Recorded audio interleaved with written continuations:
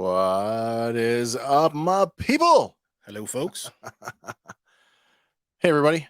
It's Wes and Andy. Welcome to your Sunday. Oh, my God. I was about to say Sunday night. Not yet. Soon, but not yet. That's so not true. It's not Sunday night. It's Saturday night. Special Saturday night episode. Yeah, it is a special Saturday night episode because, and I was thinking about this.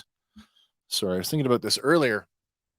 We did our Revelation trailer breakdown recently, and now having sat through all of this and having done all of this, I'm actually disappointed that we didn't do a full dive on part one. Yeah, well, there's a lot to unpack through both. There certainly is. The prep time alone for part two, conceivably, man, it would have doubled it if we had done both parts. Yep. Which tells me, going forward, when I'm going to review 2+ hours worth of material, start sooner in the week. Well, you've always said that thing about reviewing like a 2.5 hour movie. So God help it if anybody asks us to do that. we'll be slain with the workload to get that done. However, you and I are both longtime Masters fans. Yep. Have been for a long time. For me, going all the way back to the vintage toy line. Childhood toys. That's one of my originals. Me as well. That being said, have you kept up with the brand over the years? I've been in and out of it. Like the New Adventures lost me completely, but then the 2000X was like, okay, I kind of like these designs. And yeah. Then here we are. There's a fond nostalgia for, I think, the Filmation series. Certainly, there's a lot of fan outpouring for that series in light of what has happened on Netflix. Yep. Now, I'm fairly confident that I have a pretty good idea where you sit on the evolution of the brand with the Netflix series, and I think we have a very similar opinion of that. I certainly hold it in very high regard. Yep. That's not the case, though. At least it's not 100% the case in the online community, as we mentioned before. Even just last night, I came across a couple of review pieces for the show, and the comment sections are a litany of why everything in the world is wrong. They're really divided, though. Like, I've seen a couple where it's like, okay, I was wrong after seeing part two. I'm flipping on part one. I enjoy the whole thing now, but then there's people that are like doubling down. No, I still hate it. I hated it. Sure. It's like, really? Was it so bad? Like the common, and we've said it before, the common phrase seems to be, it ruined my childhood, or it ruined the brand. The one I saw last night that came up quite a bit was, it didn't adhere to any of the lore, which I can't wrap my head around that. I have to say, much like we've talked about before, when you start looking at a property, a television property or a film property, for the purposes of review, you start looking at it in a much deeper way, and you start to appreciate it in a different way. And I have to say, just from my own research on tonight's show, there is not a single thing in part two, not one thing, well, maybe with the exception of the obvious one with Tila fulfilling her destiny, but there is nothing historically that does not stem from another part of existing MotU lore. Be it, original 2000 or the books or mini the comic, live action movie. Yeah. There's something for everything in there. Somebody said it, and I can't tell you, I'm sure lots of people have said it, but I mean, the notion that Masters is a multiverse and has always been a multiverse. Maybe. It's definitely... it's a possibility. Sure it is. It has to be. Yeah. It has to be, if not, simply just for legal reasons, but it doesn't have to be the same old. No. And I think people who want the same old should go back to the same old and just consume it that way, because that's going to go and make you happy, and you should be happy. This is about enjoying the property and enjoying the brand. Yeah. All right. So, and God knows there's enough throwback in this to like give you the feels from the original. It's like, yes, with all the vehicles they use, and like they used the Land Shark, the Roton, the Wind Raider, the Point Dread Talon Fighter. Yeah. And it's those are the toys you had. They are. And, you almost never saw them represented in the original Filmation series. Or they were represented slightly different. Yeah, in a different style. Maybe not as toy. Not toy accurate, but still there. Yeah. And just the amount of vehicles and like nods and everything he put in this is crazy. Like even the horse that came with Fisto, Stridor. Oh, Stridor, yeah. He's in there. Yeah, Stridor's in there. And then of course, even through the illusion spell, you get the Night Stalker variant of that as well. Which actually, I guess it was Night Stalker made to look like Stridor. Yeah. All right. If you're just joining us, it's Wes and Andy here. We're reviewing, or we're taking a look back at part 2 of the Netflix Masters of the Universe Revelation. We're going to dive in pretty deep tonight. Glad to have you guys along with us as always. Thank you for your support. As I have said many times before, your entertainment options, especially on a Saturday night, are wide and varied. So we appreciate you being here with us.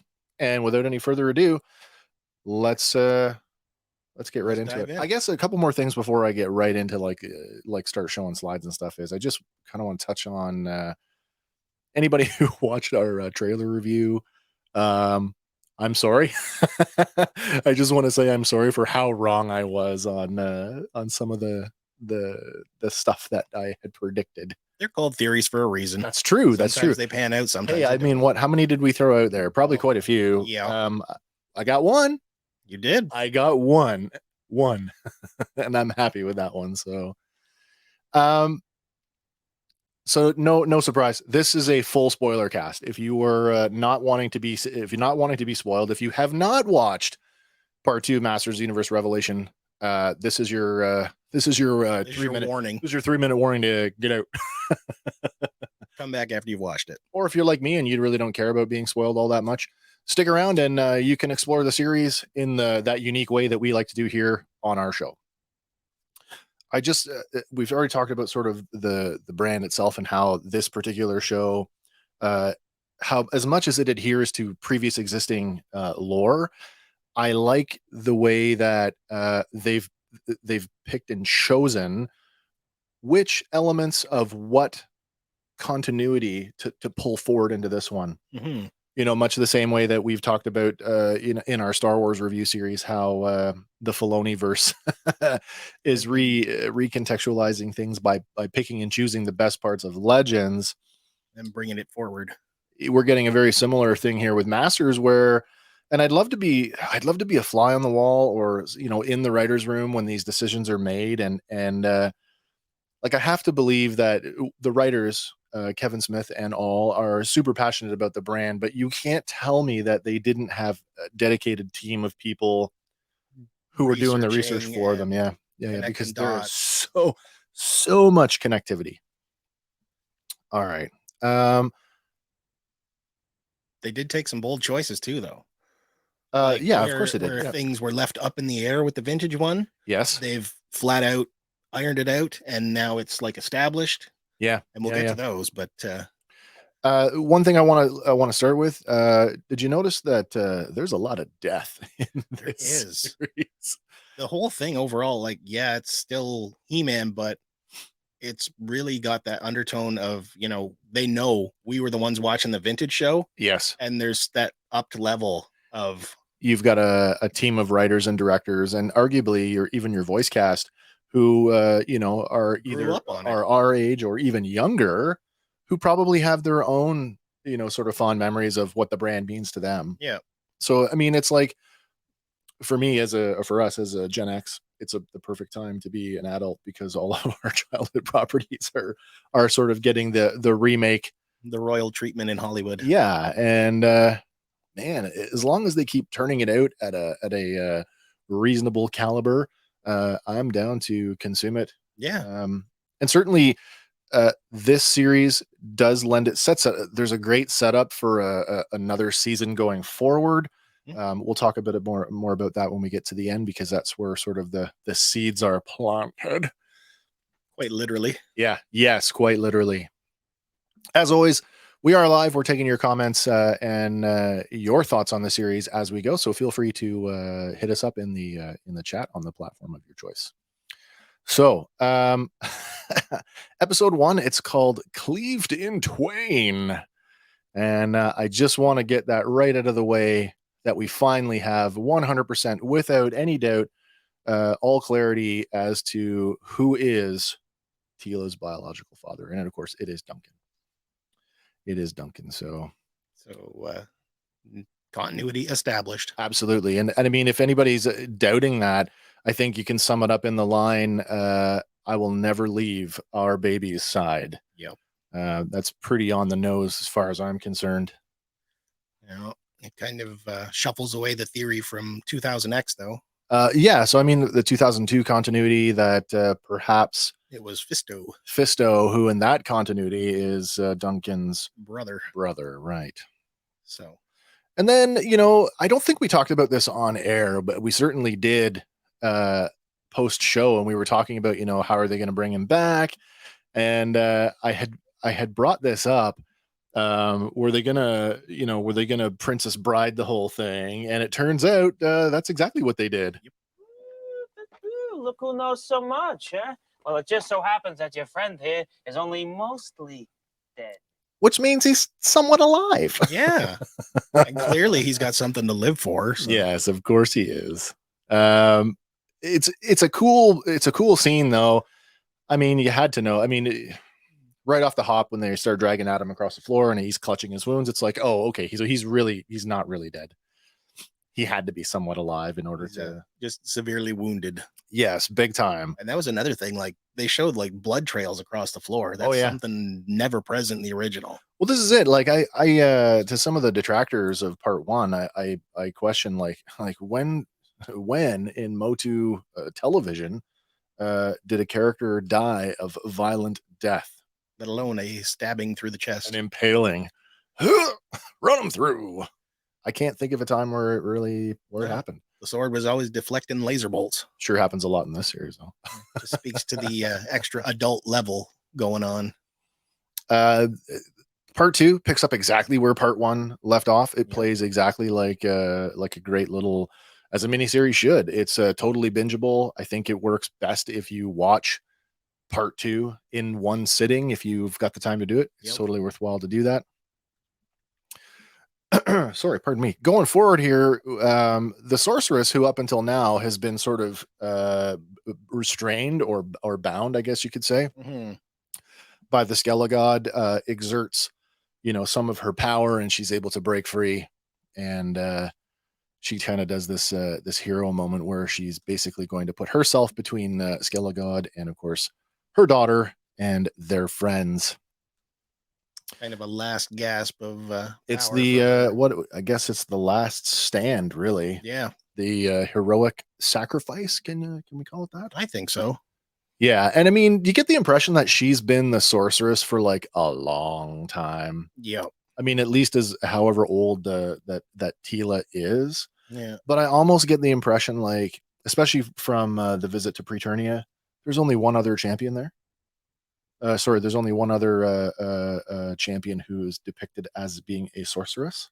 You know, like, where are the other incarnations of the sorceress? What happened to them? Yeah. Did they not go to Preternia as well? Unless they became one with Zor. I guess so.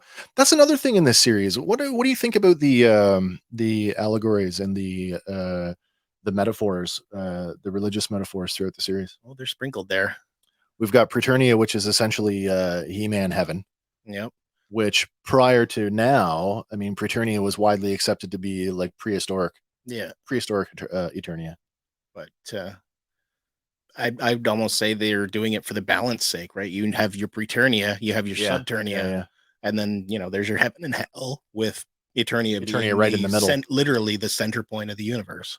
Symbolically speaking, that actually makes sense when you consider that even Eternia itself, there's a light and a dark hemisphere. Yep. Right. So I mean, it's certainly consistent throughout, and that we see that imagery throughout the show. We see it's actually on Randor's tent in the base camp. You'll see that there's a full light and a full dark orb on the door of the tent. Yeah. Which is kind of cool. It's all about balance. Absolutely. So the balance is about to shift here because, as I say, you know, the heroic sacrifice that is, as the sorceress's Tila's mom puts herself between them, and of course Skeletor or Skelegod just has no time to really waste on her at this point. But it's important to note that when this happens, that she's actually used sort of the last vestiges of her magic to sort of teleport them away. Yeah, she whisked everybody away. And I had this thought, and I want to know what you guys think of this. I had this thought: had they not have teleported everybody away, how do you think Adam would have taken to seeing this, the power sword, the very source of his power, used to kill one of his most trusted friends? I think it would have broke him. I have to think that on some level, he would have a very hard time picking that up again. Yeah. You know, I mean, I know the stakes for the series are certainly super high enough, and that alone is probably enough to compel him. But on a personal level, like, that's gotta hurt. Mm-hmm. Yeah.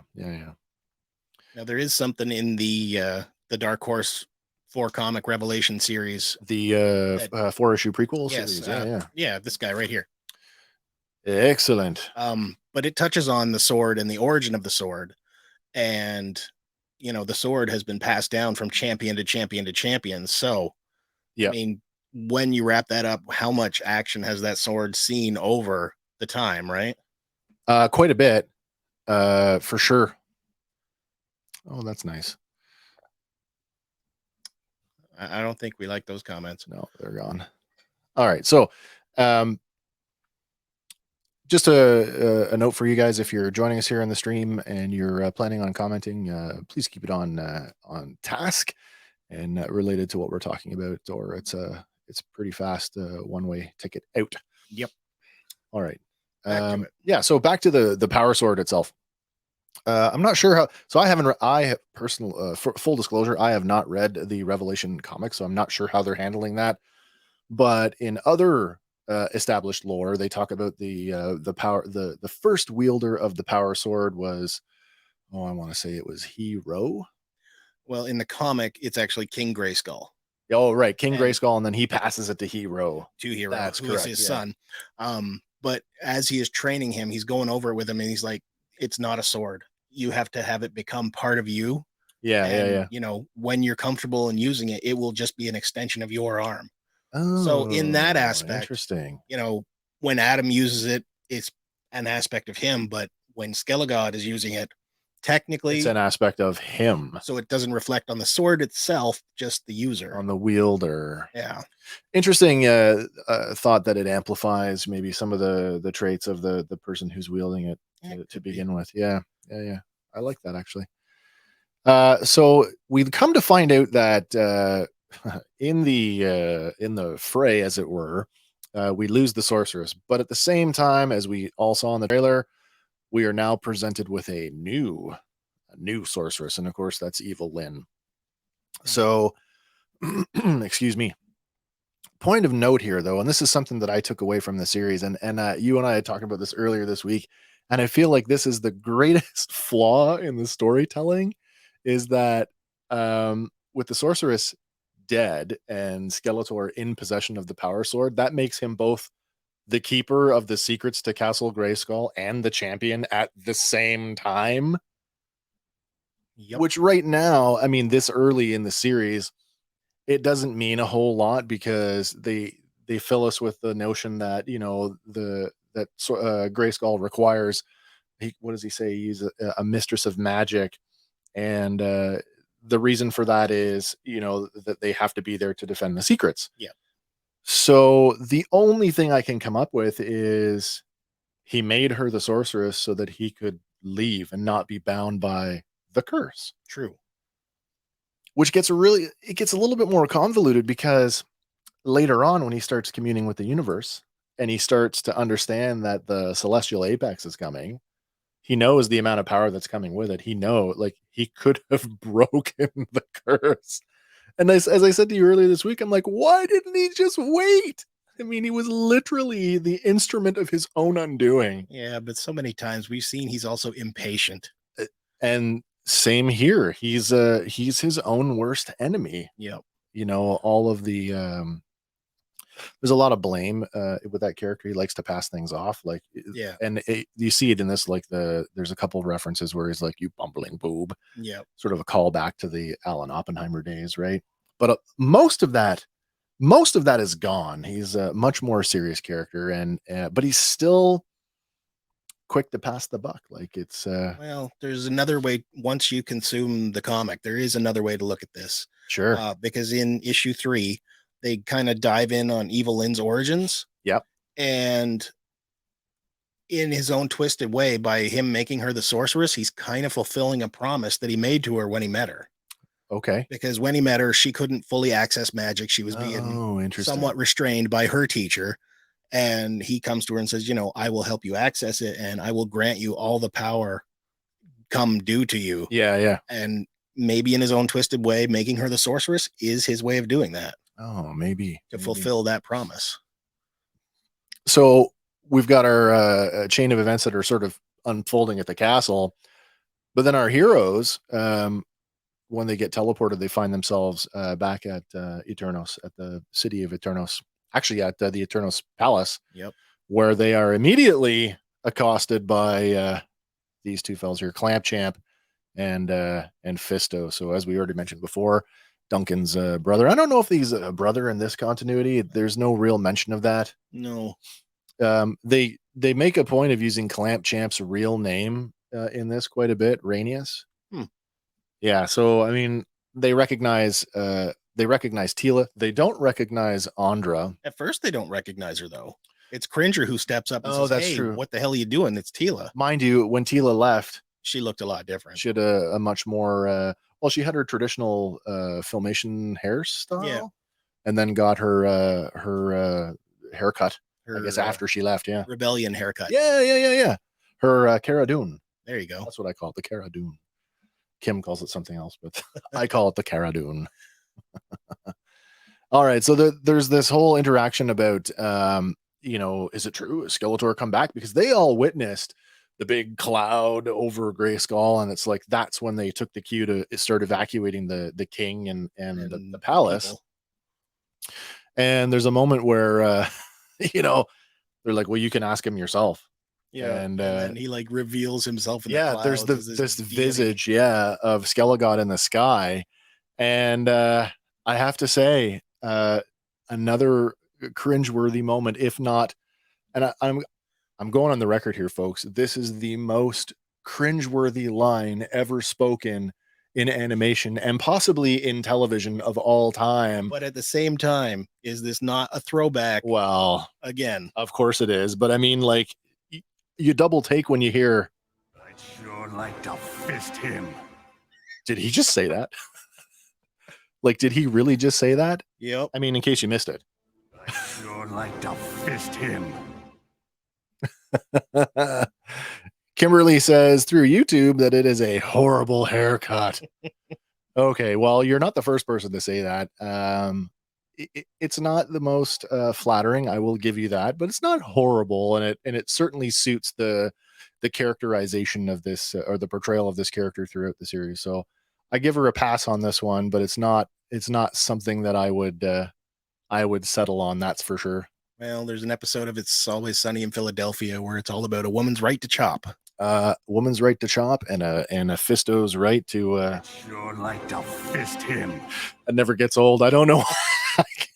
I can't help it. It just never gets old. It's a throwback to that comic panel. He fisted as hard as he could, but he can't fist no more. But I'm literally sitting there watching, and I'm like, I'm like, did he really just say that? He just really said that. Yep. Can you imagine, just for a second now, being the actor who's got to do that? Here, say the line. Here's your script. Now go learn your lines, and then reading that. Yeah, he's working for Kevin Smith. It's not too far off. How many times in the booth, did you get like voice direction from Kevin going, "Can you give more fist?" More fist, less O. All right. What's interesting though is that remember back in the trailer we were talking about the Skelcon army, Yes. and we kind of wondered like where did all the Skelcons come from? Yeah. And of course we get that answered for us when Real quick. Skeletor actually uses the power of Grayskull to actually Uses twist and mutate. corrosive mist. Yeah, the Just- corrosive mist that's got Just a sweeps across Eternos, and yeah. So I mean, clearly not everybody evacuated from the city or was yet. not able to evacuate before this happened, and they succumbed to the mist and became Skelcons. And unfortunately, our dear friends Rainier and Fisto were not immune to that, and they were also turned into Skelcons. yeah, and they only got minorly touched by it too, so it's not like you had to be fully engulfed. Well, I mean, here's the thing. We talked about this back in the trailer review, and I made a point to say, like, man, Skeletor is like ruthless towards his own minions. He ended up, smoking his own Skelcons. I didn't realize at the time that's what we were looking at, and that it's two of the heroic warriors. Yep. So, And it just adds to that whole user aspect. oh my God, does it ever? It sure does. And then, I mean, even Tila, she says, like, she apologizes and like, you guys deserved better deaths. And then we get with that, as we all saw in the trailer, we get that in that moment where Skeletor or Skelegod busts in and essentially attacks the palace. He comes looking for He-Man, and we have that moment in the palace where they're laughing at each other, and it's like, What's so funny? What are we laughing about here? And again, as you say, with the power sword potentially amplifying traits of the user, we get this like shocking reveal. I thought it was shocking in the trailer, but it's even more shocking in the context of knowing what the power sword actually can do. Yep. Adam says, that the sword was only the conduit and that the spark was always him, and wondered what would happen if I spoke the words without the sword. And of course, we got the big savage He-Man look, who's really, to me, my way of thinking is just essentially the Hulk. Basically. What is original mindless smashing Hulk? What does she say? Tila says, all rage, no reason. Yep. Yeah. The sword was the channel that made it all like controllable, I guess. I talked about this a little bit before, and I want to talk about it again. This whole notion of calling down the power of Grayskull without the sword suggests that, to me, to my way of thinking, I made the allegory before that. Now, is the power of Grayskull somewhat akin to like the Force in Star Wars? Like, does it have a semi-intelligence? Like, it's possible. Is it selective? Or is it possible that all his time as He-Man, he's learned some of the secrets? I never thought of it from that point. Because like Skeletor is always wanting to learn the secrets, but there's like clearly more to learn. Well, does he want to learn, or he just wants the power? He just wants the power. But my question around this is, if Adam can call down the power of Grayskull, what about the other champions? What about the previous champions? You think they could have done it? Maybe. Could another champion of Grayskull use the power without the sword? Would they become savage versions of themselves? It's possible. Savage hero. Or is there something that is like tapped, like you're a chosen one? Yeah, I don't know. And I hope at some point, whether it's in a comic book or, even just a throwaway line somewhere that, in a book, that somebody takes the time to, canonize that and answer it, because I think that's probably one of the most, because this show above anything else really kind of like explores what is the power of Grayskull and how does it work? And so there's these unanswered questions about it that, as somebody who likes to dive in on this stuff, I need more. Well, in issue 1 of the series, they do kind of do it. They do the origin of the sword. Yeah. But they do it strictly as a means to channel that power of Grayskull. Interesting. So he has to forge the two halves, and only then can he channel that power. Right. But and so that's kind of in a nutshell, that's our first episode. Mm-hmm. Where I mean, it's a very it plays pretty fast. It does. The whole thing does. Back to back. Yeah. It's really quick. Which brings us up to our second episode, And the second episode, well, I gotta find my notes here.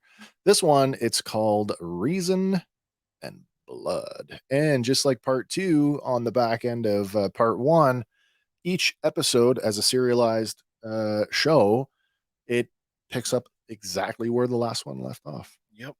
So we get this what I call the dog pile, as a bunch of the Skelecons come in. And what's interesting here is, like, if this guy is like all rage and no reason, and of course, look, the size of the man is hulking, I'm actually surprised that they were able to bring him down.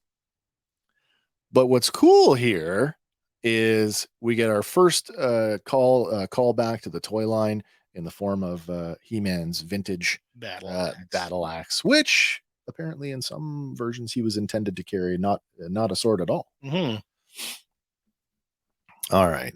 And I might add that this axe gets used quite ruthlessly, as he decimates pretty much everybody in that room, as well as a bunch more outside. Yeah, and judging by the clothing, they were all leftover Eternian people. Civilians. Yeah, like farmers and shopkeepers and like dudes like you and me. The ones who were just trying to get their last, handful of trinkets before they left. That's true. That is so true. Yeah.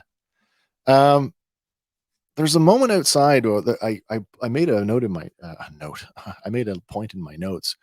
Talking about the power of Grayskull, there's a moment where Savage He-Man, he swings that axe and he nails Skelegod in the head, and it snaps the head of the axe right off. I mean, that tells me something that, yes, I know it's a regular axe. It's not, the power sword. So of course it's not as strong, but Skeletor just took a blow from Savage He-Man upside the head like it was nothing. So that's pretty cool. Yeah.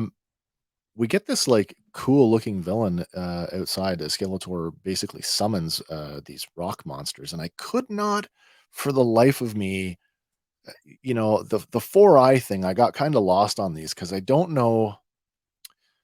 I'm not 100% sure on the origins of these guys. If anybody out there knows exactly what these things are, shoot us a line in the comments and fill us in. But these 4-eyed rock monsters, which they might be, they could be a callback to the classic Filmation children's book, the Rock Warriors, or possibly, what are they called? The Rockmen from the Rockmen who lived under Eternia. Yeah, the Rockmen from the classic Filmation TV show. Yeah, I know I think there's more of a visual similarity between the book and the Filmation episode than there is to the Revelation episode. Like, these guys look like, I don't know, they just look like something else. Yeah, and I don't know.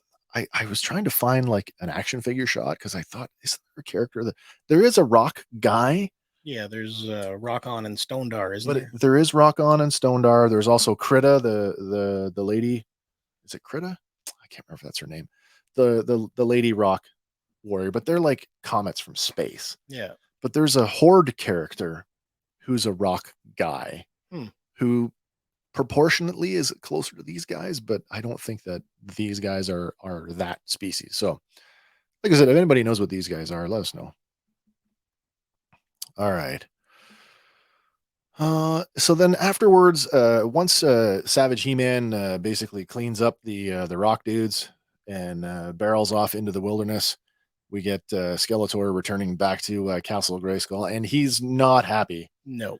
He has no idea what's happened, and basically takes a shot at Lynn and telling her, like, hey, I made you the Sorceress of Grayskull, and the power flows only through you. Did you give it to him?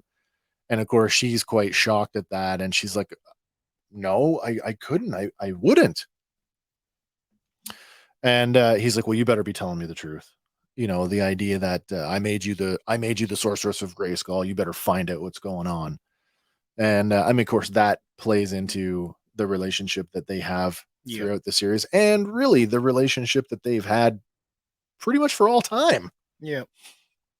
That certainly hasn't really changed a whole lot between series. I mean, in the 2002 series, I mean, there was a little more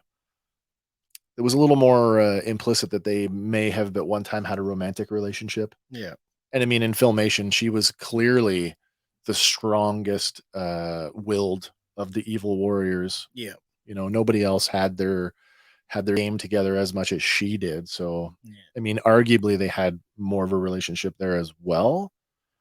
But this series is going to take it in a different, A more adult yeah. direction. She does actually refer to him as my love. Yeah, she does that a few times in the book as well. Interesting. And when he does come to her, he comes to her with a promise of, a better tomorrow. He promises that to her. He does. He's like, come with me and I will help you unlock all your powers and we will. Oh, right. So that must be what in that we get a condensed version we of that. We really obviously. do. Yeah. With him and his Horde apprentice gear. Yes. Which we're going to take a look at here shortly. Which is, yeah. So, leaving Lynn to her own devices, Skelegod starts, is he, it basically starts down his addiction. Pretty much, yeah. I mean, I've never had a drug issue, but I have to imagine that it might be something like this, where he starts like communing with the universe through the power of Grayskull. Yeah, he just steps right in the stream and drinks it in. Yeah. It's almost like, almost in a Johnny Mnemonic Tron kind of way, like being part of the thing that you're trying to control, and in this Matrix kind of way. But yeah, he dives into the stream, and of course we're going to find out sort of what that leads him to. As I said before, given the information that he uncovers, I don't know why he didn't just wait. He could have just waited and had it all, but even in the comics he really should have waited, because at like the final part of part 4, he's got a hint of what's coming, right? Thanks to the Orlax, and patience really would have done him well. The Orlax, that's going to come up quite a bit here, because there's a big hole there with the Orlax. There is a lot filled in through the comic. Yeah. Meanwhile, we get our heroes, including Adam, Savage He-Man, Tila, and Andra have teleported away, just like the sorceress used her teleportation to send them to Eternos. Tila uses a spark of her power, her emerging power, by the way. Yep. And lands in the Mystic Mountains. That's cool. We've been to the Mystic Mountains before. It's certainly it's a common name throughout MotU lore. It's been referenced across pretty much all of the iterations of it. But this is probably the best look we ever get at it. Yeah. Has that Avatar Pandora quality, with the levitating rocks and the blue in the trees. Yeah. All right. What did I miss in my notes here? Oh, communing with the universe. We already talked about that. The Mystic Mountains. Right. So, according to the He-Man Bible, the Mystic Mountains are actually the home to manticores, just like we see here. Also giants, as well as the avians and the andrenids, who we're going to see later on at the end of the series. And that one, what's that? It cannot be killed. Oh, that's right. We're talking about the Orlax. I just jumped ahead. But before we get there, do we want to dive in on what Savage He-Man does to this poor? We can. I debated whether or not to include an image of that, because it's pretty. It is savage. It's pretty grim. We get this shot of Adam, Savage He-Man, rolling out of the woods, and his hands. The proverbial. Your hands are covered in blood. It's literally dripping blood. As Cringer leans into the river to take a drink, the blood starts rolling down the river, and they look up, and then there's the mutilated remains of what's left of this manticore. Yeah. So I mean, whatever is going on inside Adam's mind, it's very much unbridled, savage, and instinctual. Yeah, and then but contrast that later on when he finally relinquishes the power. And, there's the negotiation about, and you can call down the power without the sword. I watched you do it. You get the sense that Adam remembers. Oh, yeah. He knows what he did. And he's like, I'm not doing that again. As he said, like, I nearly, I almost killed the king. So he has to have known that he killed that creature. Yeah. Barehanded at that, plus all those kind of people. like Bruce Banner, taking the back seat and watching while the Hulk does his thing. Oh, absolutely. All right, so while they're rocking around the Mystic Mountains trying to calm him down, and what's the Avenger term? They're gonna give him a lullaby. They're trying to give him a lullaby. We flash back to the castle, and we see that Man-at-Arms is imprisoned with a creature that's referred to as the Orlax of Primeria. And according to the research that I did, the Orlax is a beast that apparently exists in 2 dimensions At once. simultaneously, having first traveled to Eternia some 500 years before the time of He-Man, and it cannot be killed. Correct. Did you want to get into the Orlax thing that you've got, or should I? I can get into it because Or do you want to do the toy thing first? Yeah, go for the toy thing The first. toy thing. So this is a cool little callback. Absolutely cool nod. What's interesting is that the playset, the Castle Grayskull playset, was intended to have a dungeon. Yeah. And it never got a dungeon because of tooling costs or this and that and whatnot. So it got a sticker. And so the Orlax is a direct homage to the sticker, which you can see here, which it's pretty cool. And then, there's people that have taken to, rendering it with 3D printers. And now even Mattel, with the current toy line that they're supporting, the Masters of the Universe Origins line, they just put out through Mattel Creations the Secrets of Grayskull accessory the pack. accessory pack, which is it includes the Orlax limb, the Spirit of Grayskull, and I believe the robot suit. Yes. Yeah, which was a cardboard cutout on the original toy. Yeah. On the Classics Castle, it's just a injection molded piece of plastic, but at least it has some 3D. Yeah, some 3-dimension to it. All right, but going back to the Orlax and how it came to be. The Orlax is a sentient being older than, Eternia and all that. And what happened was he willed himself across time and space to bring a warning to Eternia. Oh. And that's how he first shows up here and appears to King Grayskull. Do we know what the warning is? We do eventually find out what the warning is. Okay. Yes. But when he touches somebody from Eternia, they're poisoned in the mind. They go like comatose. Oh. So they think he's hostile, but it turns out it's just a side effect of him being in that realm. Interesting. So, of course, King Hiss at the time is battling with King Grayskull. So do I understand it correctly? Because I only read a little bit about the Orlax because I wanted to save it because I wasn't sure. But do I understand it correctly that it communicates by touch? Yes. Okay. Touch and psychically. Oh, okay.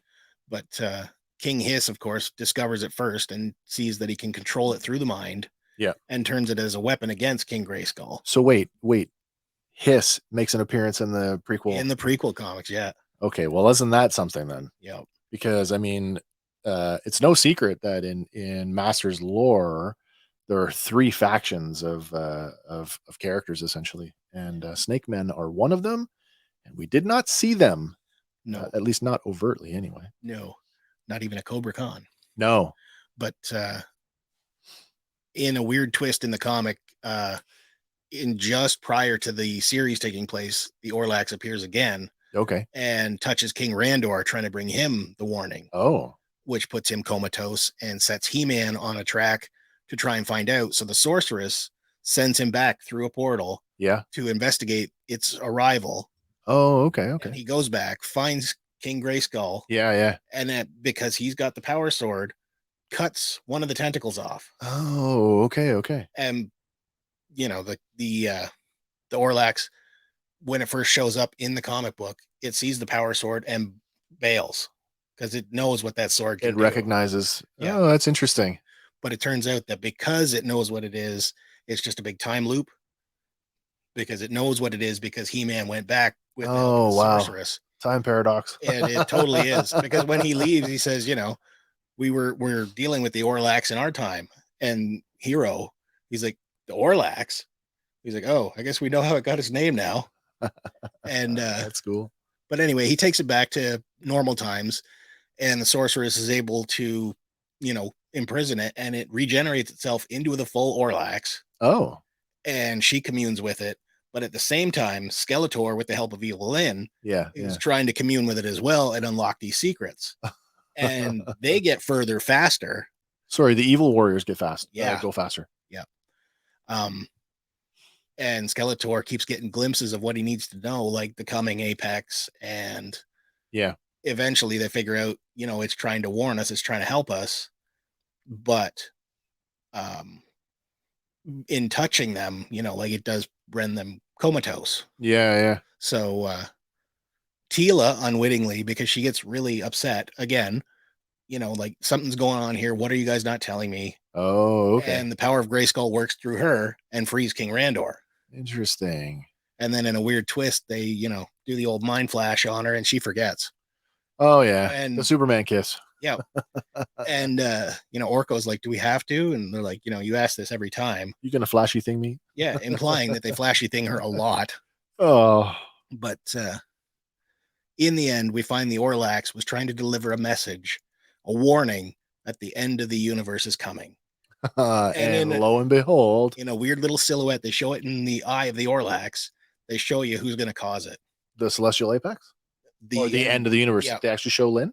They don't show who it is. Oh, but you get the silhouette of Lynn. Okay, so but now that we've seen that, now that you've seen it, it makes a whole you lot can more totally sense. connect. Oh, that's really cool. Yeah.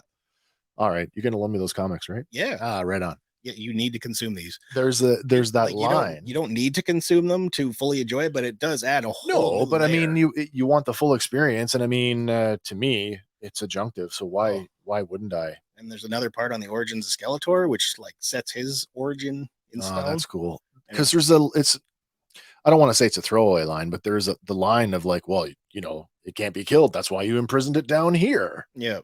So, God, it's been sitting there for a while. Yeah. Right. Because like King Grayskull finds out, you can't kill it with a normal sword. Because it exists in two planes at once. Right. So that's basically what started the whole need for the power sword in the first place. He makes a deal with Scareglow to get some ore from Subeternia. Yeah. Makes the dark half of the power sword to go with his light half. Oh, yeah. Forges them together and is able to. Okay. So the power sword comes about because they think the Orlax is evil. So we get this, now that we're all up to speed on the Orlax, there's still a couple questions I have about that, but I'll bring them up later as they sort of happen, because there's that, I'm still not 100% on that communication thing. Cause I know that it's implied, I think, later on through this, we're about to sort of talk about the interrogation here when Skeletor shows up. He actually limbs the Orlax in some form of magical energy. Yeah. Presumably, that hurts it. Yeah. And I guess, at this point with Skeletor wielding the power of Grayskull and being the Skeletor god. And really that sword is the only thing. Well, yeah. I mean, he does have the power to hurt it, I guess. Yeah. So this is, at this point, I mean, he's basically wanting to know everything about Prince Adam's manipulation of the power. And Duncan doesn't take very well to that. And he's like, the fact that you refer to it as a manipulation, says that you have no idea what you're talking about. Yeah. But more specifically, he wants to know how many times did he call it without the sword? And Duncan kind of like, at the idea that he was able to do that. So the conversation here, it's pretty cool. Because they kind of gently, massage the notion of like Adam, how Adam was portrayed in the Filmation show, like how he was kind of like, he was the Clark Kent of the show, like always running away and cowardly. And and bumbling. And it's like all those years and you knew, and like, why did you follow him? And Duncan basically schools him, and he's like, you know what? We chose to follow him because he only ever called on the power when someone else needed it. He gave it away, and that's what made him a hero. So I like the fact that they really because really, how do you have over 80 episodes of that show where Adam is like, because you can only run to the bushes so many times. Right. And so how do you write yourself away from that, so that in a credible way that makes the viewer, the person who's grown up with that show, invest in the character now and go, okay, yeah, I can buy into that. Yeah, because he gave it away. So that's pretty cool. There's another part to that scene too, where Duncan is dodging and weaving against the Orlax. Oh, that's And right. he's like, 30 hours of this. Come on. Don't you give up." ever sleep? Yeah. Which says that, Duncan's been going Yeah, dodging for 30 hours. So yeah. speaks to him. Oh, I guess I did get the Manticore in there. Oh, So there there, you go. the all rage and no reason. I mean, there's this like, what are we gonna do?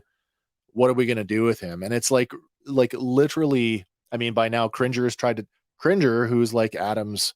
I mean, can you say best friend? I think I so. mean, he's got some other best friends. I mean, Orko was arguably a best friend. Duncan is a best friend.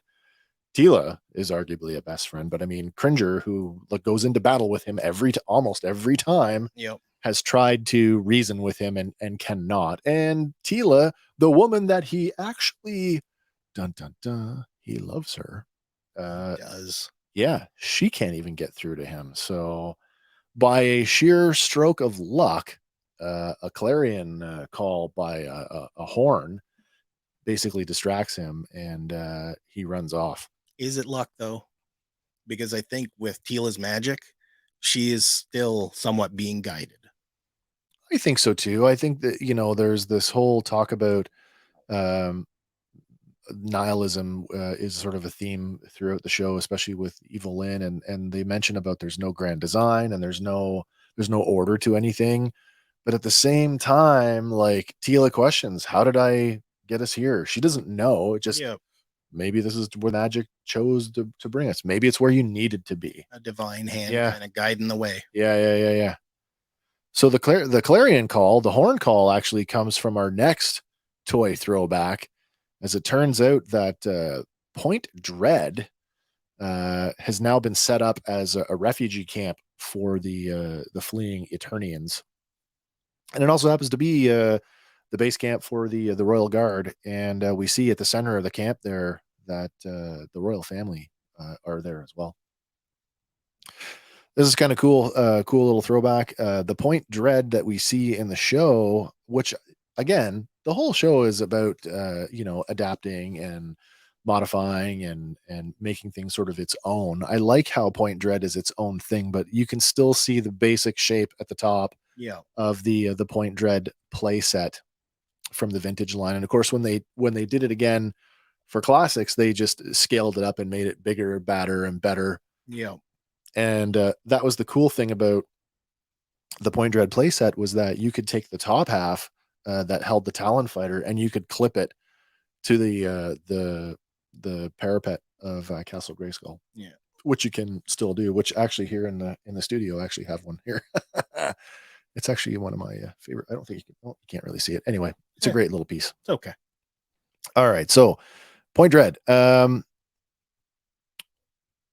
Cringer makes a point about saying this, and this kind of, I think, taps into the toy, the play set, how it was meant to attach to Castle Grayskull. Cringer actually says that Point Dread is shrouded by the power of Grayskull from Skeletor's dark magic.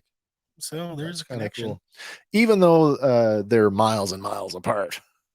True. And as I said before, it's now a refugee camp. So the clarion call goes off again, and I mean Adam is he's pure rage, barreling right towards it. Yeah, and I mean as he leaps off the cliff and down into the valley and basically runs down his own father, the Royal Guard is essentially powerless to stop him. And this is why I say, like, I'm surprised that the dog pile of Skelcons could actually take him down, because in this, a bunch of the guards get some ropes on him, and they kind of hold him for a second. Yeah, I mean, they're able to restrain him for maybe a second or two longer than the Skelcon dog pile. Yeah.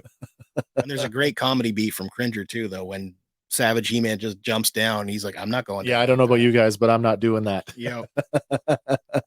And then they slide down, and he's like, oh, and he goes down anyway. But so I mean, he breaks the lines, and he's about to essentially Hulk smash his own father.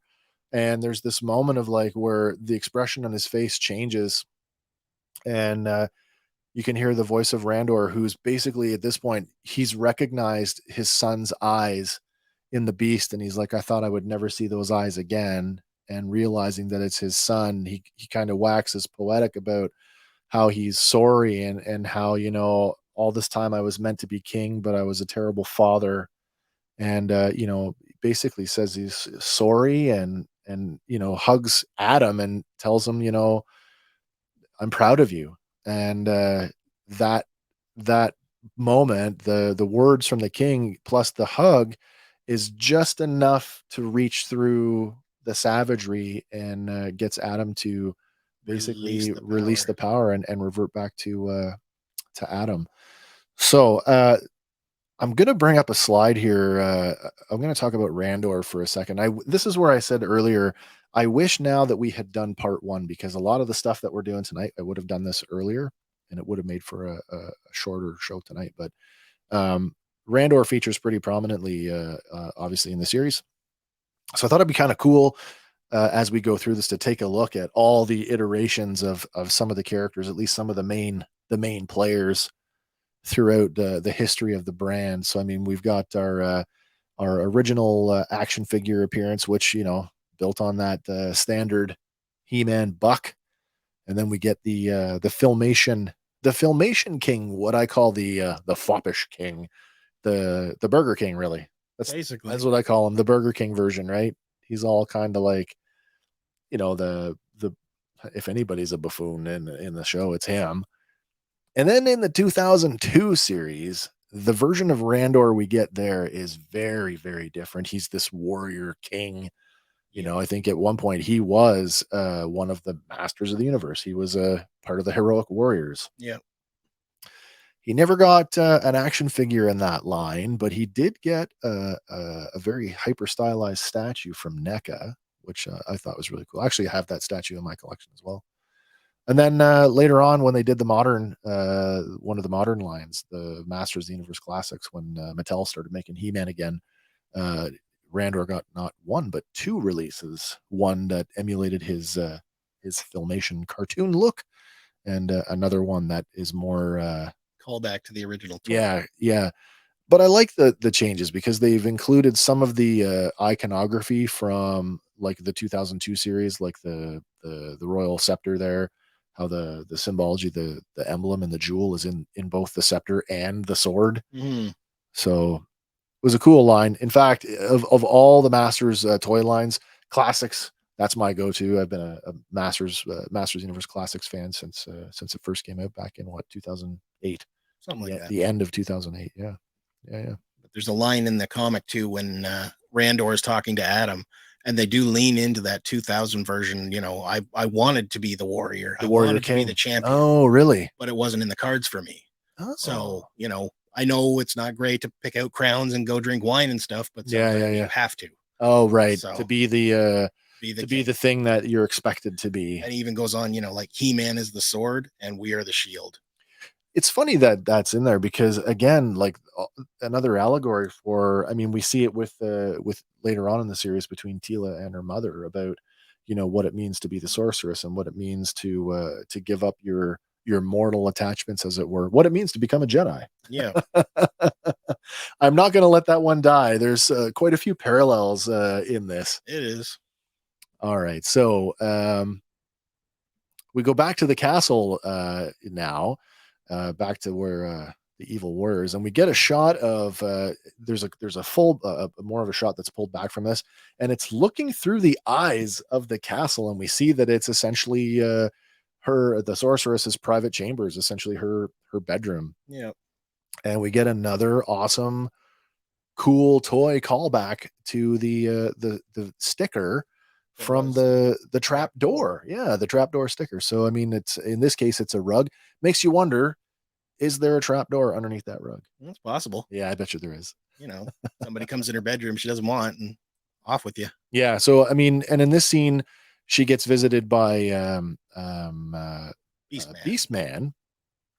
And Beastman, my God, I love the characterization of Beastman in this. It wasn't even until later on today where I was thinking, like, remember how, I know I said it before, the evil warriors, how they were characterized as sort of these like real simpleton, like, yeah, there's nothing to them. Like, just okay. Yeah. Like they really had that, didn't have a lot going for them. As Hank said there last week, the hired goons. Yeah. And I mean, this version of Beastman, like, does he not exude like shaman to you? A little bit.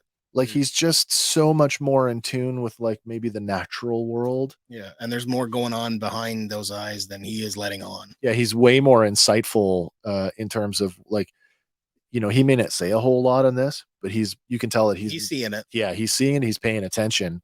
And now he's sort of planting the seed, of like, maybe it's time for you. And he says it to her a couple different ways over different times in the series, but it's like, maybe you should just be your own person. And the first time he says it to her, she like, snaps, like, what are you talking about? You don't know nothing. Well, in this one, he actually says, maybe it's time for you to lead. And she's like, we're both going to forget that you just said that. Otherwise I'm going to turn you into I think she said, turn him into a dog. Maybe. Foreshadowing. Yep. Yeah. Yeah. She says to him, I don't know where he's leading us. Yeah. And that's when he says that you should probably take over as leader. What's going on here next? We're going to get down to, where are we going now? Magic mirror. We are going down. Oh yes. The magic mirror. Did I miss something there? Oh no, I did not. Okay. So after Beastman leaves the room, Lynn turns back to the magic mirror that's in the room. You saw her leaning on it. Yeah. And she commands it to show her every instance of Adam releasing the power of Grayskull. And she adds the words, willingly or not. And already you can tell, like when I say that he's planted the seed, like something is up there. She's got more going on. She needs to know as well. Yeah, because it could play to her advantage if she does make a move. Yep. And why wouldn't you want to have that knowledge, right? I mean, how many times in the classic series did they mess up? And by they, I mean the evil warriors, and evil Lynn stepped in and basically said, okay, he's not here, I'm in charge. True. At least once. Yep. Yeah. All right. So the magic mirror, this, you can tell just from the spell effect on the glass, it's a direct lift right out of the Filmation series. Yep. And somebody on Etsy even went ahead and made this custom one as well that you could order that will scale with your classics Castle Grayskull. Oh, that's cool. When I was doing the research piece for this, I'd actually seen there was a couple different ones that had a different, some of them were stickers and some, but that is a pretty cool looking. Like a 3D modeled. See, now stand-up mirror. I don't have my castle set up as a playset as much as it's a display piece. So if I bought that, it's more for you to know what's in there. That's true. I would know it's there. Then there's also the callback to the books as well. The magic mirrors. Yeah. So not a direct link to it, but still magic mirrors. Right. And that kind of closes out so that's the second episode, as it closes out with her sort of she's now sort of taking it upon herself to kind of figure out what's going on.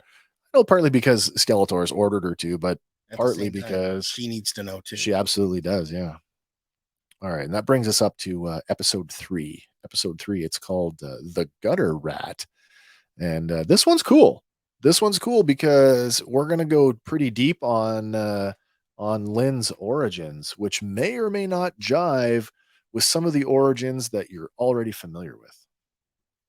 All right. So we're going to go back to, where are we going here? Base camp. We're going to go back to the base camp back at Point Dread, where now reverted to Prince Adam. Randor thanks Tila for bringing him back and, basically apologizes to her and validates, everything that she, remember back in season 1, episode 1, I've been lied to, all this, the people who are closest to me, you've lied to me for so long. Yep. I'm turning my back on, I don't need you or any of you. And he basically says, you had every right to. Yep. There was a lot of things that were kept from you, a lot of truths that were held from you. And he's like, and held from me too. So, I mean, in that sense, I think there's a bit of a kindred spirit in that sense. Yep. Randor actually makes a point too, because it's like Cringer comes forward and Adam makes a point to say it was Cringer that actually saved us back at the castle. And Randor, now knowing that Adam is He-Man, automatically recognizes Cringer as that giant, the mighty battle cat, and actually so calls him Noble, and thank you, Noble Battle Cat. And of course, Cringer's like, oh yeah, my king. So that's pretty cool. Yeah. But it's not a family reunion without Mom. And Mom comes rolling up here on now.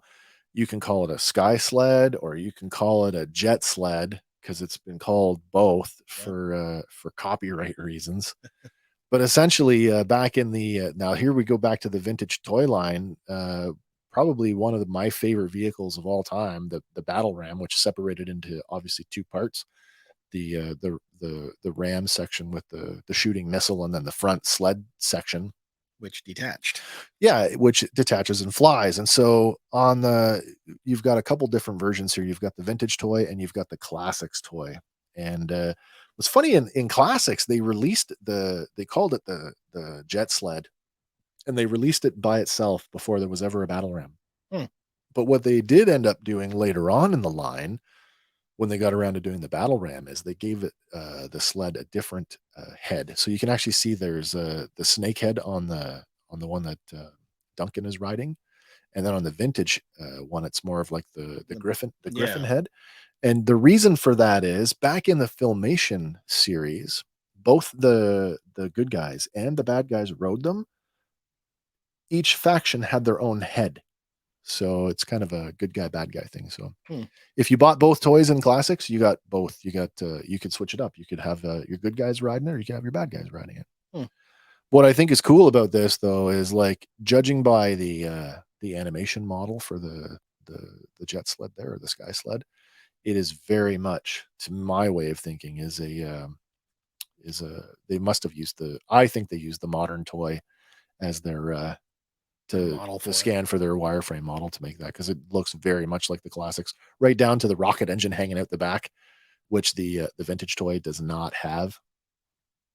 Landing there in front of the royal tent, there's that thing I was talking about too. There, that on the door to the tent is that the light hemisphere and the dark, and the dark hemisphere. That Eternia is both shrouded in the light and shrouded in the dark. But yeah, so it's cool toy callback, but again, it's about the family reunion, and it's mother and son here, as Marlena is reunited with her son, and it's a big emotional moment for her as they get back together, and she's like, "Tell me everything that happened." He's like, "It's a long story, Mom," and she's like, "What does she say? Oh, whatever." And she's like, "You're gonna come and tell me everything that's happened."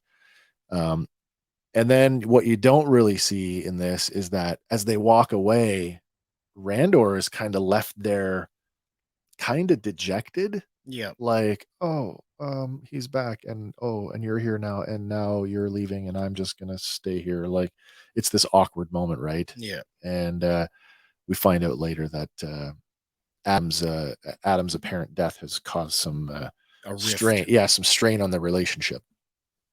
All right, so let's take a look. Let's take a look at Queen Marlena and Marlena over the years. So, of course, we get her classic animation model from Filmation there, as well as her origin story as an astronaut from Earth. And we covered that in our trailer breakdown as well, but it's always kind of fun to revisit that. And then in the 2002 series, she got a really, really drastic makeover. Because why not? Because Randor got one too. Might as well. She's not so unlike the Marlena that we know from the Filmation series. I don't think in 2002 continuity, I don't think she's from Earth. I don't remember. I'd have to go back and rewatch the series. But she's only ever had one official action figure release, and of course that's the figure at the center of the image, the Queen Marlena, who basically really emulates her appearance in Filmation. But the cool part about that action figure was that it was packaged in two different ways. So one packaging had the figure labeled as Queen Marlena, and then the other version had the figure dressed up as an astronaut to sort of represent her Earth heritage, and that was labeled as Marlena Glenn. And Captain Marlena Glenn. So the idea is that she's related to the real world astronaut John Glenn. Yeah, so that's pretty cool. Now in the tent, though, she does say, I considered going back to Earth. She does say that. So that cements this, like this is the one, she came from Earth. Oh, absolutely. But I mean, that was established in the Filmation series too, because there was a whole episode on that too. I don't think she ever contemplated going back in Filmation, but there's definitely something there about that. Yeah. Yeah, so she talks about, do I talk about that later on? I don't know if I made a note on that or not. She does mention, because Adam even says to her, It's my fault. did I denote that there's some tension there? And so she basically tells him, she's like, look, when you were gone, in fact, I think I do have a, yeah, I do have a slide on that. Losing the light, I think, is the slide for that one. But okay, so we'll come back to that. There. We're going to come back to that one because we'll put a pin in that one. All right. So back to the Duncan and the Orlax sitting in the bowels of Grayskull in the single jail cell, the single prison cell in the dungeon. This is where I say, like, there's that, like, the Orlax appears to be wounded, because it makes this like vocalization, like where it actually sounds like it's hurt, like. Arr! And Duncan says, "Don't worry, we're going to get you some help." So it's like, oh, is he saying that like a concerned owner would say to their dog, or have they somehow communed or spoken to each other? Or, Well, there's that thing about, you spend enough time with your enemy, they'll become your friend.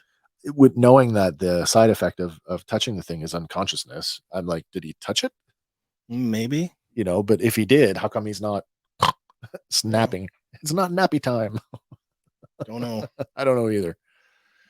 All right, but anyway, whatever it is, they seem to have worked out their issues, and they're going to work on getting out of there. But Evelyn approaches. Well, she does, and of course, she gets a little. It's kind of cool in this one because there's a whole lot of exposition here about who it was that got away from the castle, not really realizing that it was Tila, and not fully understanding the relationship between the two of them.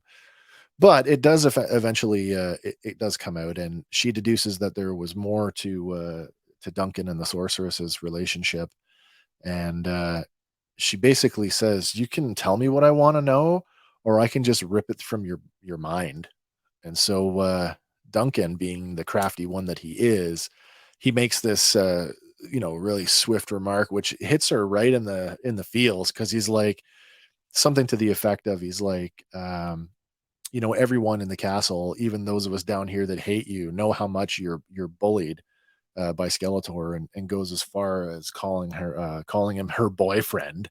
Yeah. And I don't know if she's angry, embarrassed, or both here, but I mean, she gets pretty rosy in the cheeks about it. Well, this is the second time in like a short time span that somebody's kind of pointed it out to her, right? Well, I mean, and we keep going back to Beastman on that one, because he seems to be at least from that side of the fence, he's the one that's more really sort of in her corner, that's trying to appeal to her. But she's had not a whole season, but she had the whole of part 1 where essentially she was on the track to redemption. Yeah, she was making her own choices. She was doing stuff that was for her. She had the support of the people that were with her, even if they didn't fully trust her, which is pretty much more than she's ever had with Skeletor and crew. And then when he shows up, basically she has a relapse. Right. Duncan points out how beaten down she is, and he actually has to point out that she's been so beaten down that she can't even see that she's now Skeletor's better. She is more powerful than him. And so what does he say? He goes on to say that because the champion's power is channeled through the sorceress, technically that makes Skeletor your servant now. And so food for thought. Yeah, it is food for thought. One of the things, and this is not just our show and not just the show that we're reviewing, but it's kind of TV and movies in general, is that this one has a lot of things going on, and you're flipping back and forth between locations. So some things may seem a little disjointed, but we're going back to the base camp. Yeah. We go back to the base camp, and we're treated to another vintage toy call back in the form of the attack track. And this is another one that did not make its way over to 2002, and had a very, very different appearance in the Filmation cartoon. But it was a staple of that cartoon. It was like the primary mode of transportation. The vintage toy was a single seater for one, and then The Filmation version is like, it's like this van. I don't know how else what else do you call that? A van. The Masters of the Universe Mystery Machine. The Mystery Machine. It's almost like did you watch the original Battlestar Galactica? I did not.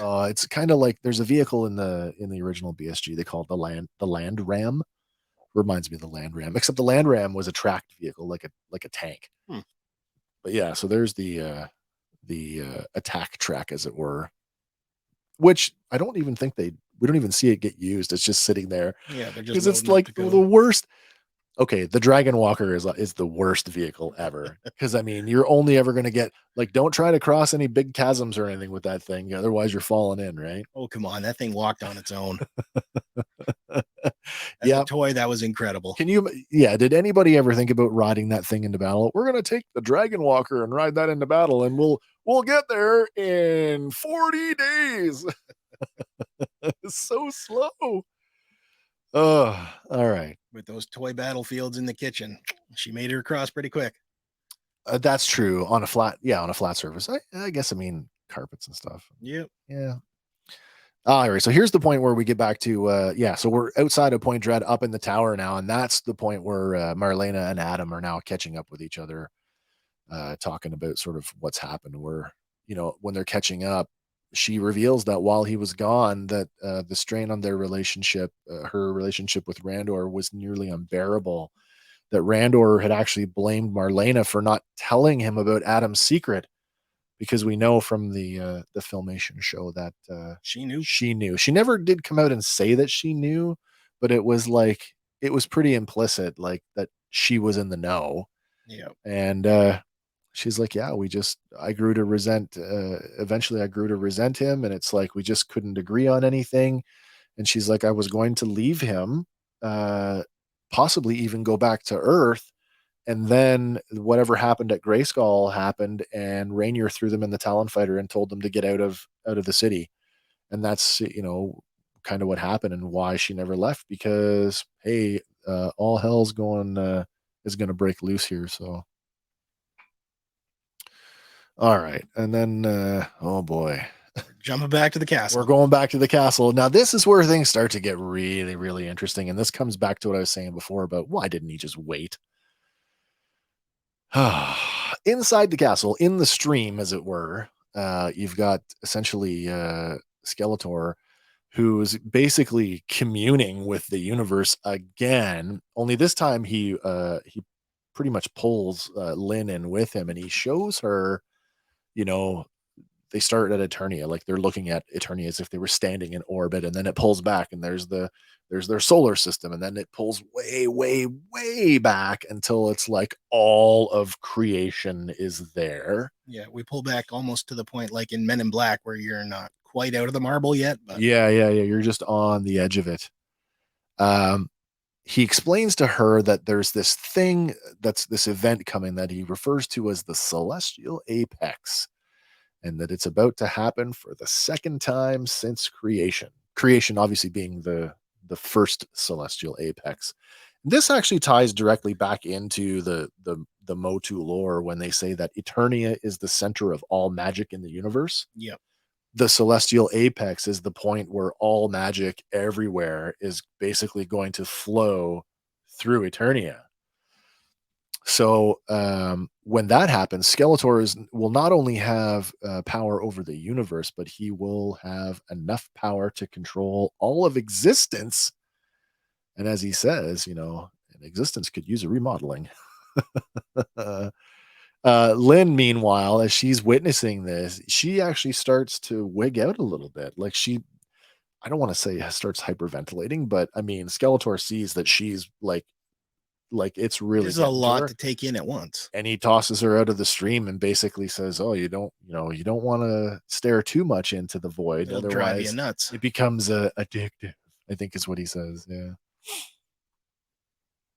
Oh, there's a line here, and this is, I thought I could do it justice, but I really can. But I mean, you want to sort of get inside Lynn's head, and there's a lot more exposition to what she says throughout the show. But I mean, this is pretty much the beat that puts her on the path. Life is nothing but an endless, agonizing free fall into death.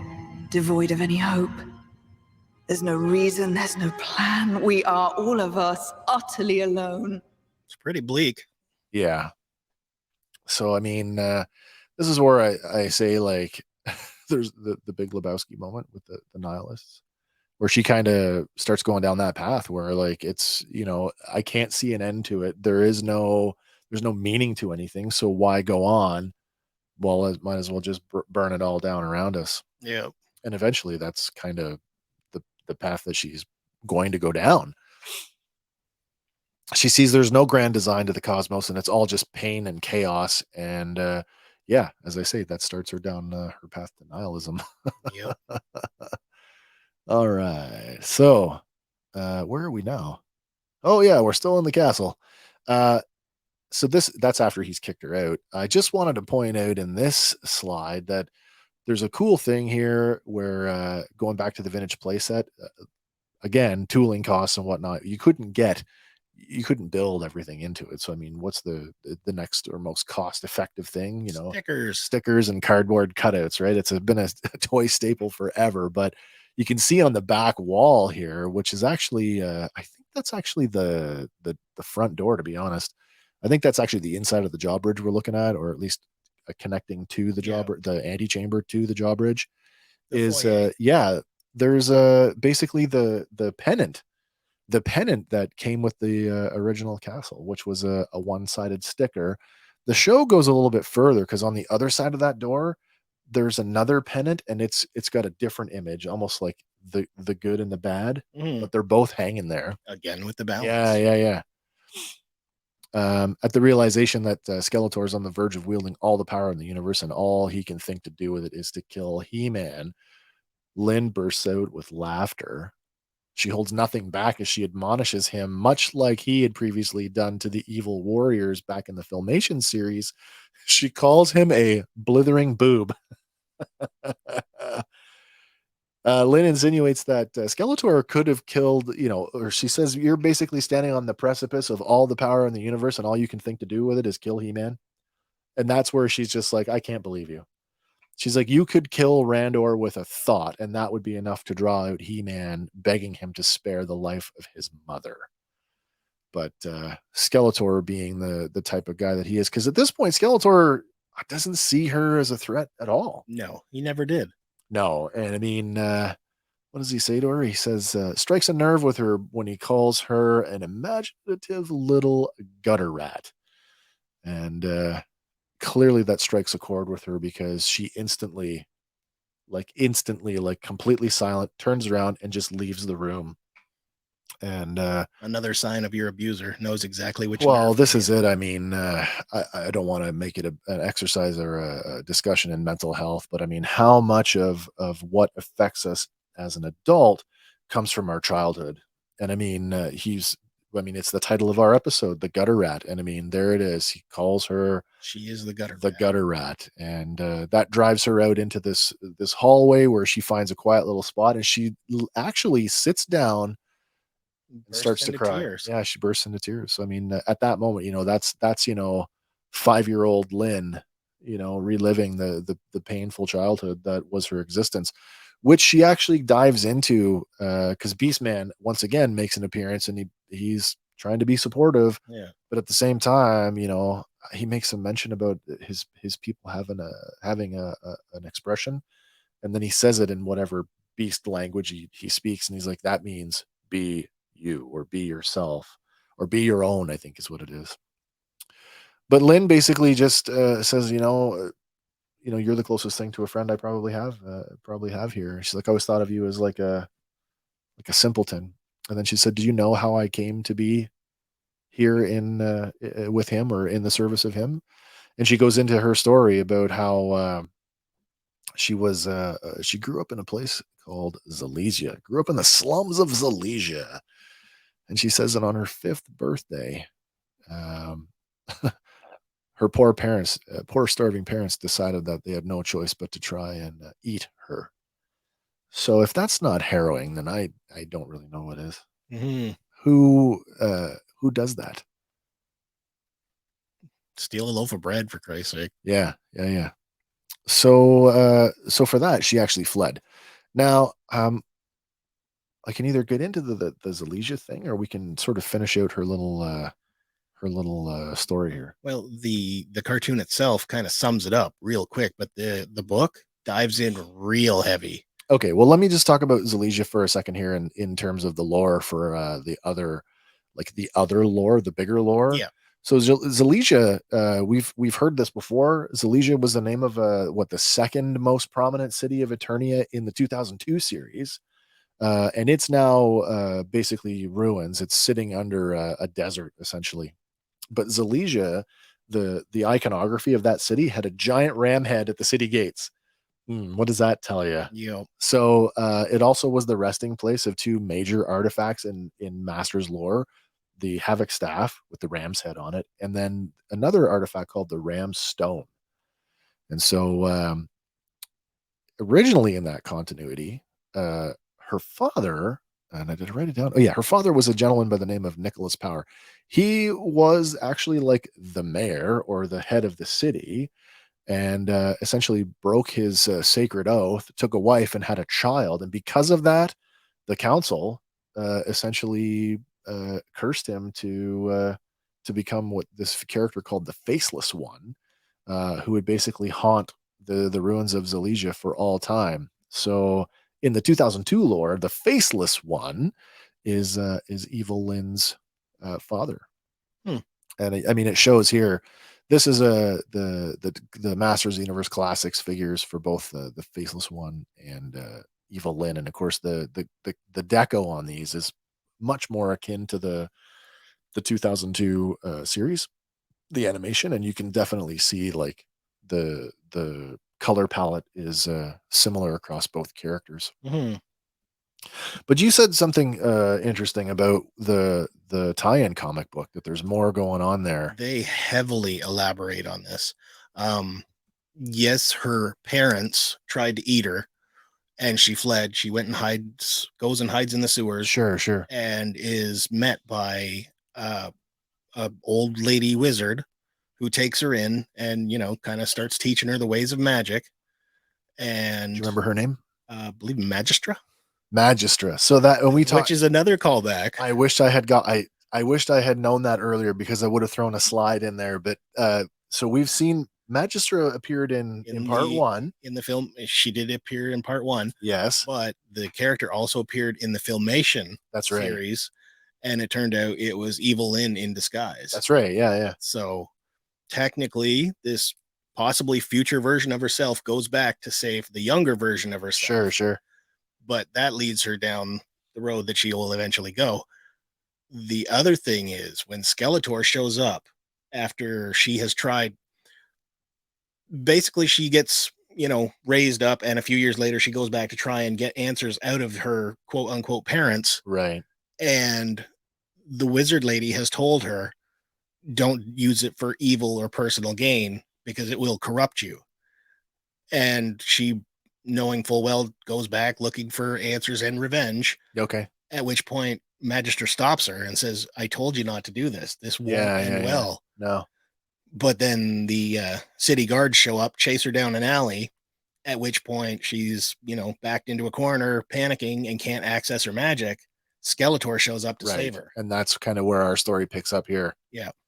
But very important, he says, I could always throw you back to the parents that were going to eat you. Oh, that's right. Yeah. And she defiantly says, no, those were not my parents. They weren't just my parents. bought me like I was livestock. So that sort of leaves us with that, like, maybe there is room for that. Absolutely. Because one of the other things, again, having not reviewed part one, it's almost an afterthought. I just thought it was just an innocent, like, oh, we see the Faceless One's armor in part one. And in fact, I think Lynn picks up the Havoc Staff, the ram's head is sitting on it. Yep. She picks it up, puts it in her bag. I'm like, oh, that's the Faceless One's armor. Oh, that's cool.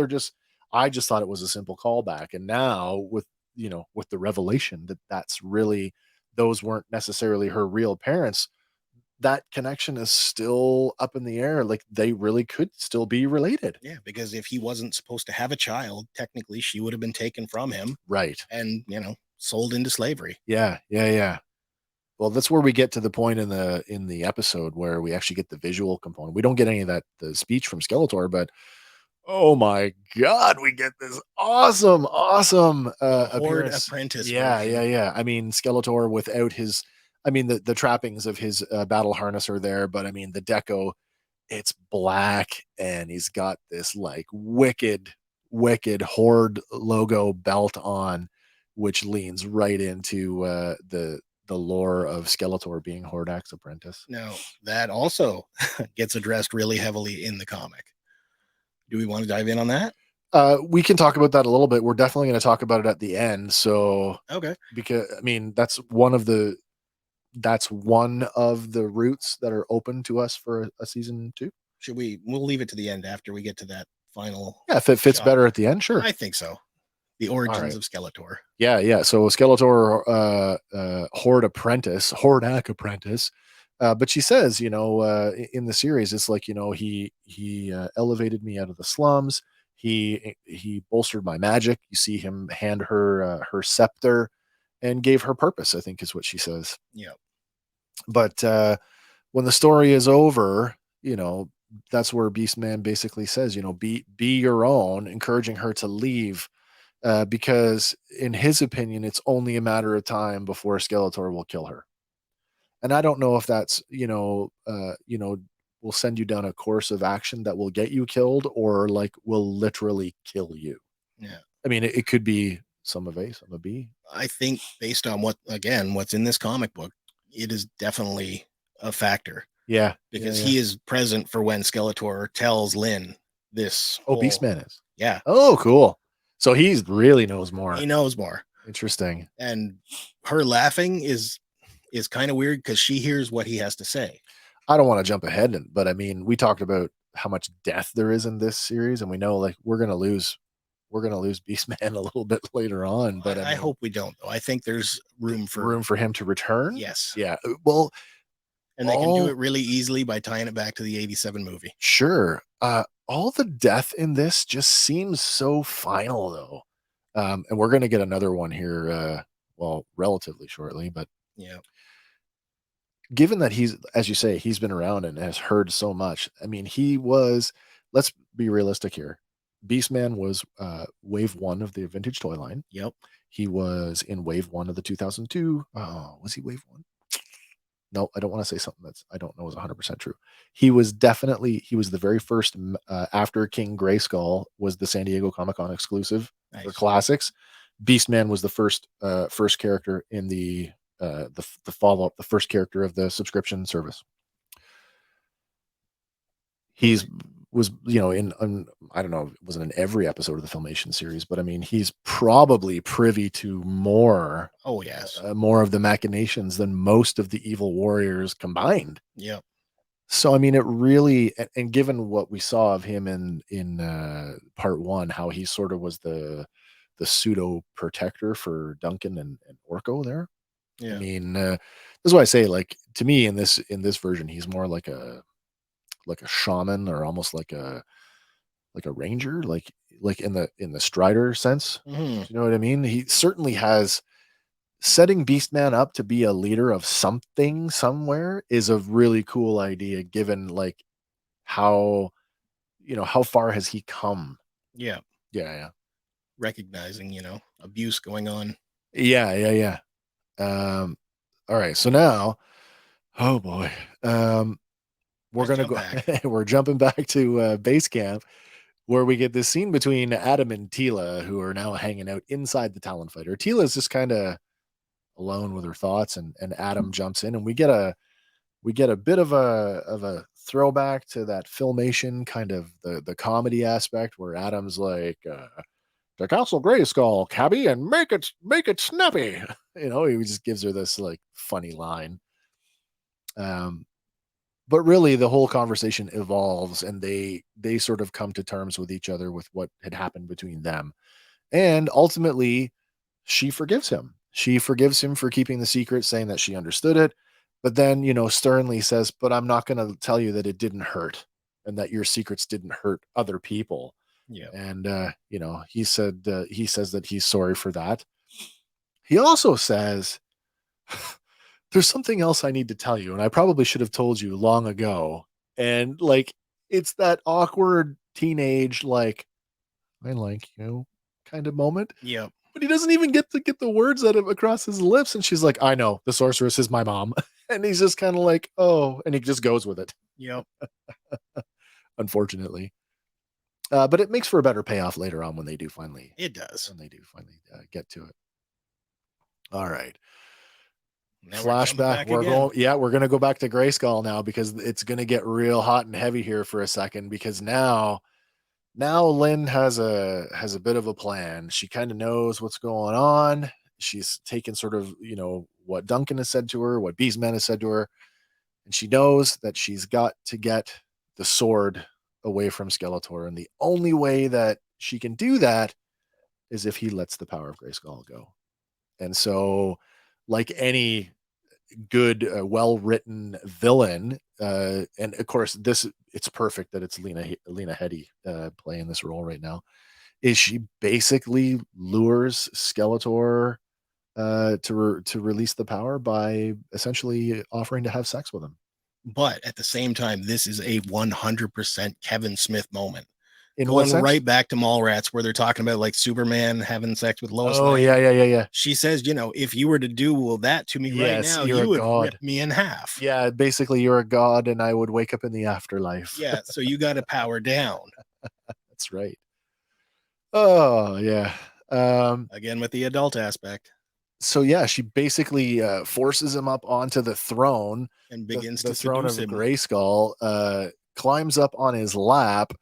And I mean, I don't know about you. I mean, I know that they don't show anything.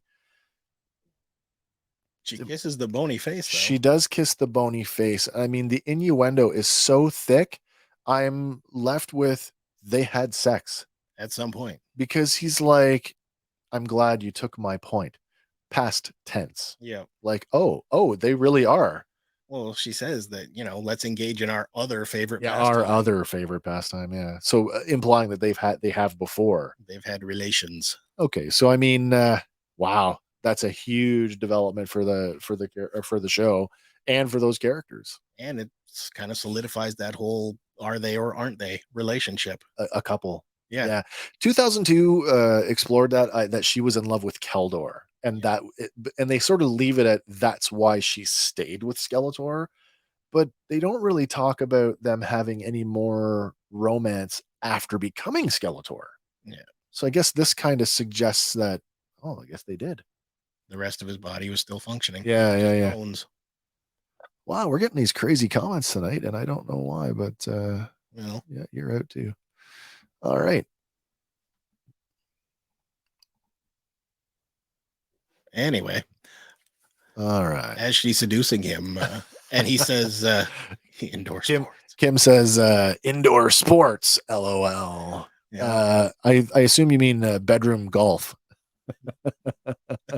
I think that's what has been called in the past is bedroom golf. Boy. All right. So he says, glad to see the point. Yes, he says, thank you. I'm glad you took my point. And then what does she say? She comes back with, that's not the point I came to take. Yeah, not the point I came to take. So Lynn basically uses her feminine wiles, convinces him to release the power of Grayskull. And then at the height of their innuendo, she basically she grabs the sword. Leaps off of Skeletor's lap, snatching the sword, which he's now rested against the throne, and basically holds it to his throat and says, you won't kill He-Man. And she's like, it's the only thing that gives you any meaning to your pathetic existence. And paints Skeletor in like a Joker light. I was gonna bring that up. Kill Batman, and the Batman won't kill Joker. It's come up a couple of times, at least once before. In this, it's going to come up again, but it is there is that sort of irony that you've got Mark Hamill, who has been the Joker, playing this character of Skeletor, and that there is that parallel, that Joker Batman Skeletor He-Man relationship, and how it is sort of similar. but with the sword in hand. Now, again, she's tempted even more because she's like, oh, I wonder what it would be like. And she calls the power of Grayskull. So finally, in a position of real power over anyone, she flirts with her own desire, calling down the power of Grayskull, and becomes her own champion. At that point, Skeletor is like, "Oh no!" And he slinks away through a portal. What I really like about this, and I don't know if anybody else picked up on this one, but like we're gonna take a bit of a closer look at Lynn's face through this, and to me, this is a callback to the 1987 live action Evil Lynn with the headdress there. You can sort of see like the similar, very similar with the jewel in the center and the triangular shield shape. Yeah, it looks very much like that. If it's not, congratulations to whoever came up with that model, because it sure looks like that. Wouldn't shock me though. Right, and then no, it wouldn't shock me either. And then immediately after she becomes I guess it's Godlyn. Yeah. After she becomes Godlyn, she basically does the whole sorceress in the sky thing like Skeletor did, and basically, goes full nihilist here. And she's like, you've all lived your life thinking that, your afterlife, you'd join your heroes in Preternia. And she basically pulls the veil back, revealing Preternia to the general public, and then promptly proceeds to decimate it, killing all of the heroes or all of the previous heroes. Destroys heaven. Yeah. What's cool about this, I mean, we would have covered it in part 1 too, is that Preternia is depicted as the Eternian Eternia playset. Yeah, which is like considered to be like the holy grail of Masters collecting. Yeah, it's always in pieces. Hard to find complete. With the 3 towers on the monorail. Yep. It's not to scale with any of your action figures, so it's kind of this odd duck out. But yeah, so she basically destroys heaven. All right. So at this point, we flip back to what I'm calling the war room back at Point Dread. And the royal family are now struggling with like, how are we going to deal with this? Like, what can we do to fight her now that she's essentially a god? And Teela, in her first real moment of acceptance, even though she's reluctant, says that, the only way to stop a sorceress is with another sorceress. And she basically says, I'm going to have to figure out how to use my power. And Adam even says to her, she's got all this power and you're just starting to learn how to use yours. And she's like, well, I'm going to have to learn fast. All right. So she's like, they're like, how are we going to get some help? And she's like, well, I'll try and send a psychic message. And as they're sort of discussing what to do, we get the doors to the chamber slide open. Because they're like, we need help. Who can we call for help? Oh, that's right. They say at this point, any help. We would take any help would be welcome. And funny you should say, because the door cracks open and in is Skeletor's marched in with under guard. And he's like, invite me in, you royal boob. And that closes out episode 3. All right, moving on to episode 4. Weird with the naming conventions on these. Like this one, it's called Hope for a Destination. And anybody a fan of Four Non-Blondes might recognize that lyric. Yeah, so we get... And another callback to the Four Non-Blondes He-Man video. I didn't know that they did one. Well, they didn't. Somebody out there did, but they've sampled all the Filmation animation, interesting, and put it to that song. Interesting. It is hilarious. If you have not seen it, go check it out. Okay, so that's a level of depth that I did not get to. So thank you for that. All right, so Teela is out here on top of the Talon Fighter at Point Dread, hanging out with Andra, and she's trying to send her psychic message, and it's not going so well. I mean, you can see the sigil on her forehead. She's able to tap in a little bit, but for some reason she cannot. She feels like she's having a block that she can't get through, and she wishes there was another way. But Andra's like, listen, there is no other way.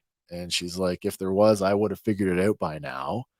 And Teela's like, what I need is a giant transmitter, a transmitter of some sort. And just like that, Randor and Marlena just happen to arrive and basically say, listen, the Mystic Mountains essentially are more powerful than any transmitter on the planet if the right person could figure out how to use it. Which again kind of says, that hand of destiny steered them there because To the that's Mystic Mountains. where they needed to be. Yeah, to send the message. All right. At the same, excuse me. Oh, I missed something here. Where is it? Uh-oh, where did it go? I think I lost an image. Yeah, you got. Is that one? No, it's not that one. It's not that one. I'm ahead of myself here. Oh, there it is. Okay. So back in the command center, we get Adam and Skeletor, who are now studying a three-dimensional model, a wireframe model of the celestial apex. And the two of them are trying to work out how are they going to stop Godlin. Skeletor, realizing his own folly in how he's treated her over the years, remarks that when the apex comes, not only will Evelyn have the power to wipe out all of existence, but because of his actions, she will have the will to see it through. He also posits that there still might be a chance in the sense that because of their relationship, he might be able to get both of them close enough so that Adam can call down the power of Grayskull. But that's where Adam says, I don't have the sword. And Skeletor is, well, you did it without the sword. You can just do it again. And that's where Adam kind of is like, no, I'm never going to give life to that thing again. So staring down at the hollow table, Adam sees Teela levitate as she attempts her psychic message again, sort of before remarking to Skeletor that he thinks that he has an idea to stop Lynn, but in order to do that, they have to go to Grayskull, which is kind of funny because Skeletor's follow-up line to that is, what, we're going to go and talk nice? And you just see the look on his face. Oh my God, we are. It just kills me. All right. So then we go back and we find Lynn is now in the pipeline communing with the universe. Yeah. This is a really cool moment because she goes in there, and I mean, you had talked about this, the vision, that the vision is potentially different for whoever is in it. And notice the way that, because I mean, Teela is going to have her own vision, but how she accesses it is so different to how Lynn gets there. Lynn is just basically, she's in the ether. She's making her way there. And what does she end up doing? She basically goes all the way back to the beginning of time. And she witnesses essentially what she interprets to be the death of Zor at the beginning of time. And of course, we've already said Zor is an allegory for God, which just reinforces her notion of there's nothing, there's only chaos. But what's really cool about this sequence is this is perhaps one of the most, in my opinion anyway, this is one of the most interesting callbacks to the vintage toy line because this clearly is a representation. The three symbols of the serpent slithers up to the ram, bites the ram, killing the ram. Then the falcon swoops in, picking up the serpent, and then the serpent bites the falcon, presumably killing the falcon as well. But those three symbols are indicative of the three factions of the original action figure line, in the sense that the snake is the snake men, the ram is the evil warriors, and the falcon is the masters or the heroic warriors. Which could lead you to directly into a season 2 confrontation with the snake men. Well, if the evil warriors and heroic warriors don't put their differences aside, the snake will get them both. So let's talk about that for a second, because one of the things that didn't get brought up in the series is the snake god Serpos. So I mean, if Zor is an allegory for God, then presumably the ram and the snake are also allegories for other gods. Mm-hmm. Serpos, the snake god, in the other lore, is actually Snake Mountain. Snake Mountain is the petrified form of Serpos, the snake god. So when they did the Snake Men season of the 2002 series, Yeah. they were actually setting that up, that Serpos was going to come back. So as for the ram, I don't know. I mean, if you're going like with the literal goat horns and goat hooves, yeah, that's been equated to Satan at some points. That's true. But in the Masters lore, I don't know, who, could we name a character that's, other than Skeletor? Yeah. But again, Lynn's father, the Faceless One, he was the first bearer of the Havoc staff. So yeah, I don't know if he's, godly or not, but it's not out of the question anyway. No. All right. So yeah, the snake bites the snake bites the ram, the falcon clutches the snake, and then the snake then bites the falcon. And when the falcon falls into the lake, Lynn is shaken from her vision. And basically she where is it here? She comes out of it failing to reason that there is nothing left to go on for. And basically Beastman meets her on the other end of it and says, "What did you see?" And she says, "I saw Zor die at the beginning of time." And this is where I think, there's Beastman is way more insightful in the sense that he says, "I don't think the universe is meant to be seen that way." And she's like, "Well, basically she dismisses him as essentially being an animal at that point." Yeah. Beastman knows the power of the universe and the impending celestial apex has warped her mind, but he cannot get through to her. Right. So I feel like the characterization of Beastman throughout the show has been a very welcome change from that of the Filmation series. He seems to be more connected to the natural world and less of a simpleton as he's previously been portrayed. And he might even have some underlying feelings for her. I never thought of that, but that's not it's not out of the realm of possibility. But literally, she is. Like I say, she's just wiped out Preternia, and she's on her nihilistic path. She's going to burn it all down, and she's literally about to throw something at him, blast him, when there's another clarion call from outside, and we see that it's Adam. It's Adam outside blowing the horn. And that's enough for her to be distracted that she's like, "Oh, I got to go deal with this." And so she's dialed in on what's going on outside. There's another shot of those pennants, by the way, hanging up. We see the good and the evil pennant. But more importantly, another throwback to the vintage castle playset is that just above the door is the same shield logo that appears on the exterior of the jawbridge on the vintage toy. Although this one looks a lot more like the classics version, and that's the version that we're looking at right now.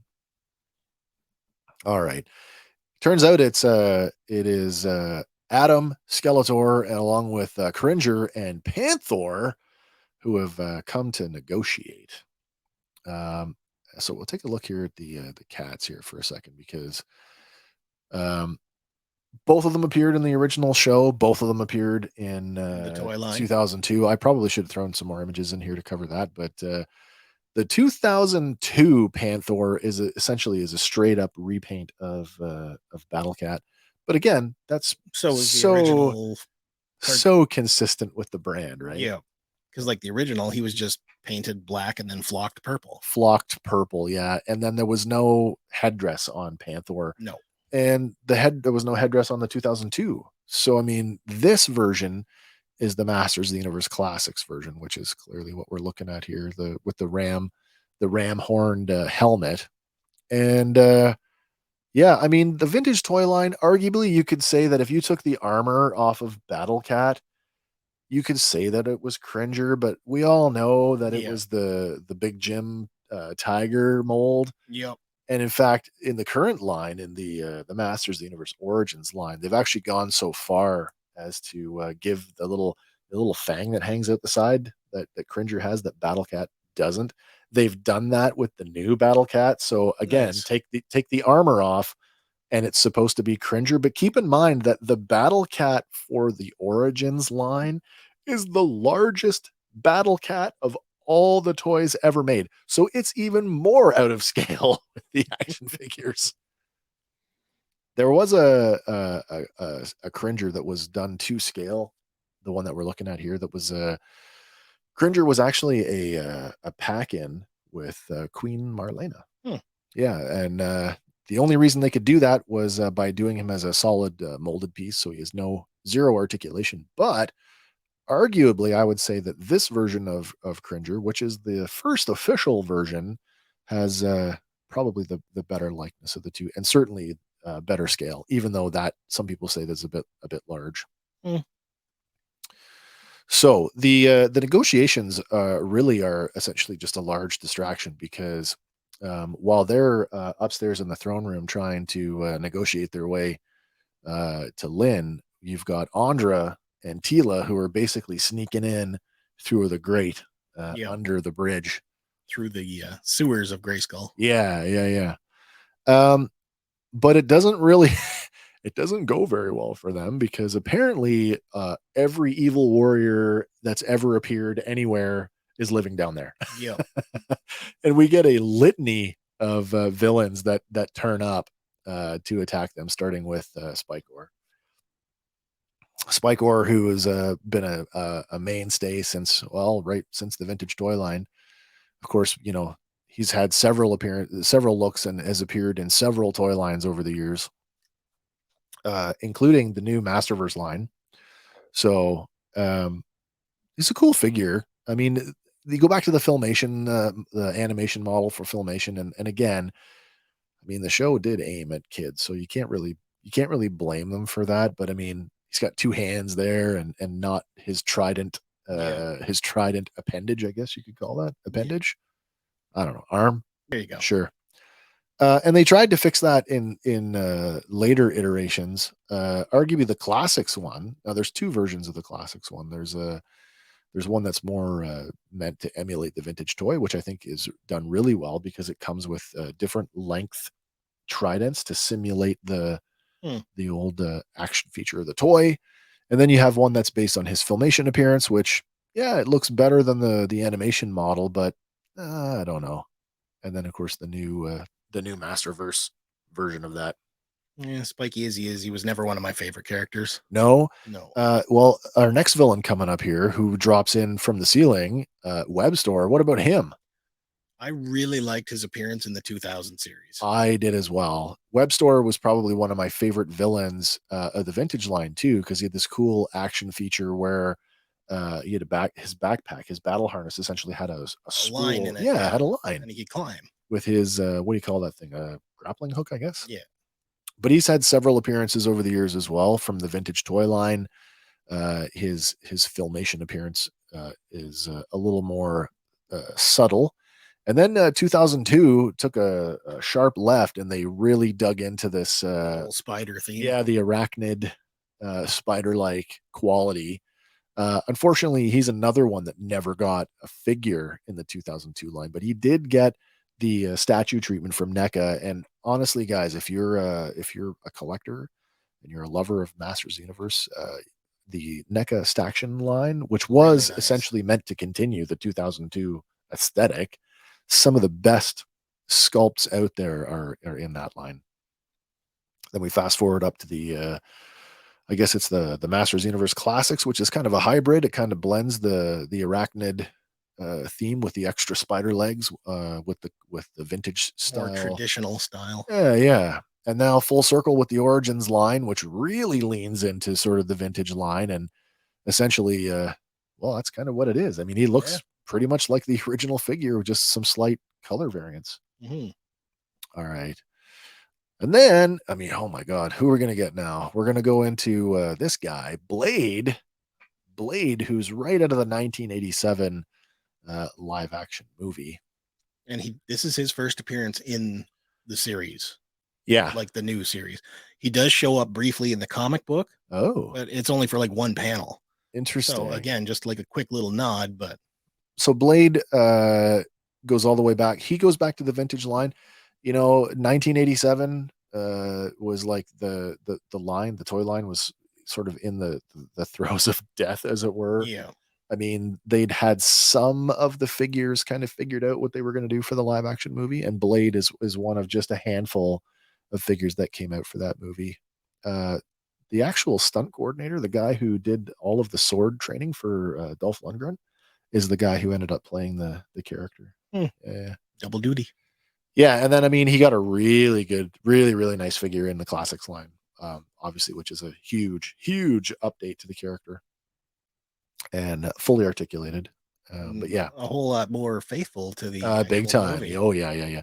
They tried. Now the thing is, I don't know why they did this, but they gave him 2 different swords. I guess one is to look more like the sword from the film, and then there's the sword that looks more like the vintage toy sword, but they gave him essentially one of each instead of giving him 2 of one, which the vintage toy had 2 of the same. So either way, I like this figure. Yep. All right. So and then we got one more here. And we saw him back in I think we saw him in season 1, because he showed up driving one of the Rotons. It's Clawful. And again, Clawful, who's again a big staple of the brand, who's been around for a long time, had a very strikingly different look in Filmation, where he looks almost like, it's more like a lizard or like a dragon than a character who's supposed to be based on a lobster, which totally didn't match his action figure. No, not at all. I mean, again, like I say, he's a crustacean, lobster, crab. I'm going to call him a lobster. I think he's a lobster. Probably. Anyway, he's got the crushing claw and then the little feeder claw. They did get around to making an action figure that did look like the Filmation animation model. Say that 3 times fast. There you go. Filmation animation. Not a fan of that look. No. I am really, really not a fan of that look. And then again, in the 2002 series, he got reimagined. He is by far one of the biggest statues in the line. The statues were meant to be the same scale as the 2002 action figures. And when you put that statue beside, say, He-Man, it makes He-Man look really, really small. Well, he was meant to be big. He was huge. Yeah. And then, of course, the classics figure, which is a nice callback to the vintage toy with much more articulation. All right. So the villains, or the evil warriors, have basically, they're all hanging out down there, and they're going at Andra and Teela, slowing them down. So now we get our, I don't know if it's a rescue moment. A little bit. Duncan and the Orlax show up, and basically the Orlax cleans house and gets rid of all the villains, which is interesting because this goes back almost to that, all the villains. Well, we're about to get another dose here, but for the moment, there's a reprieve from the evil warriors as Duncan is reunited with his daughter. Where was his gear being stored? Somewhere down there. Clearly, because he shows up completely armed and armored. I know they explain how they got out, but it goes back to that, like, how did he communicate that? And that means he did put his hands on that. Well, he even Orlax says, slime. I mean, we see him, he kind of, like when you touch something gooey and you rub you're like, what the hell is that? You see him do that, rub his fingers together like, ooh, this is gross, with the purple slime. And I thought, oh, is he going to use it to grease himself up and squeeze between the bars? But then he says no, that it turns out that the Orlax slime is highly conductive. See, because when I saw that for the first time, I'm like, yeah, he's going to fire that stuff at the control panel. Well, I thought that similarly as well, but I'm like, you're going to use the grease to get out? Like, and clearly they did to some degree, but just not in the way that I thought. My question is, how did he communicate that to the Orlax? Don't know. Yeah. So again, a couple of questions that are left unanswered, and that's fine. I can suspend disbelief enough for that. All right. I mean, it's a cartoon, and it's called Masters of the Universe. All right. Back upstairs in the throne room, what do we got going on upstairs in the throne room? We've got this Skeletor and Adam and the cats now press their attack against Godlin, but it's to no avail, and poor Panther pays the ultimate. He takes the worst sacrifice. Yeah, this is part of that permanent death thing that I was talking about earlier, as he's turned to stone and falls to the floor and crumbles to bits, really. Shatters. Yeah, and I mean, this whole thing is going on. It's a cool sequence. I mean, Skeletor's he's got this portal thing going where like Adam is darting between the portals, like making little hit and runs against her, and it's, I wouldn't say it's effective as an attack strategy, but it definitely keeps her off balance. True, and it is kind of a callback to Avengers Infinity War, where Doctor Strange is opening portals and Spider-Man is just flipping portal to portal to portal. Yeah. I see that in there as well. There was who's the Spider-Man villain that had the dots on him that he could like, I think it was the Spot. Is that, yeah, okay. That's what I thought of when I saw this. All right. So we got to fight in the basement. We got to fight in the throne room.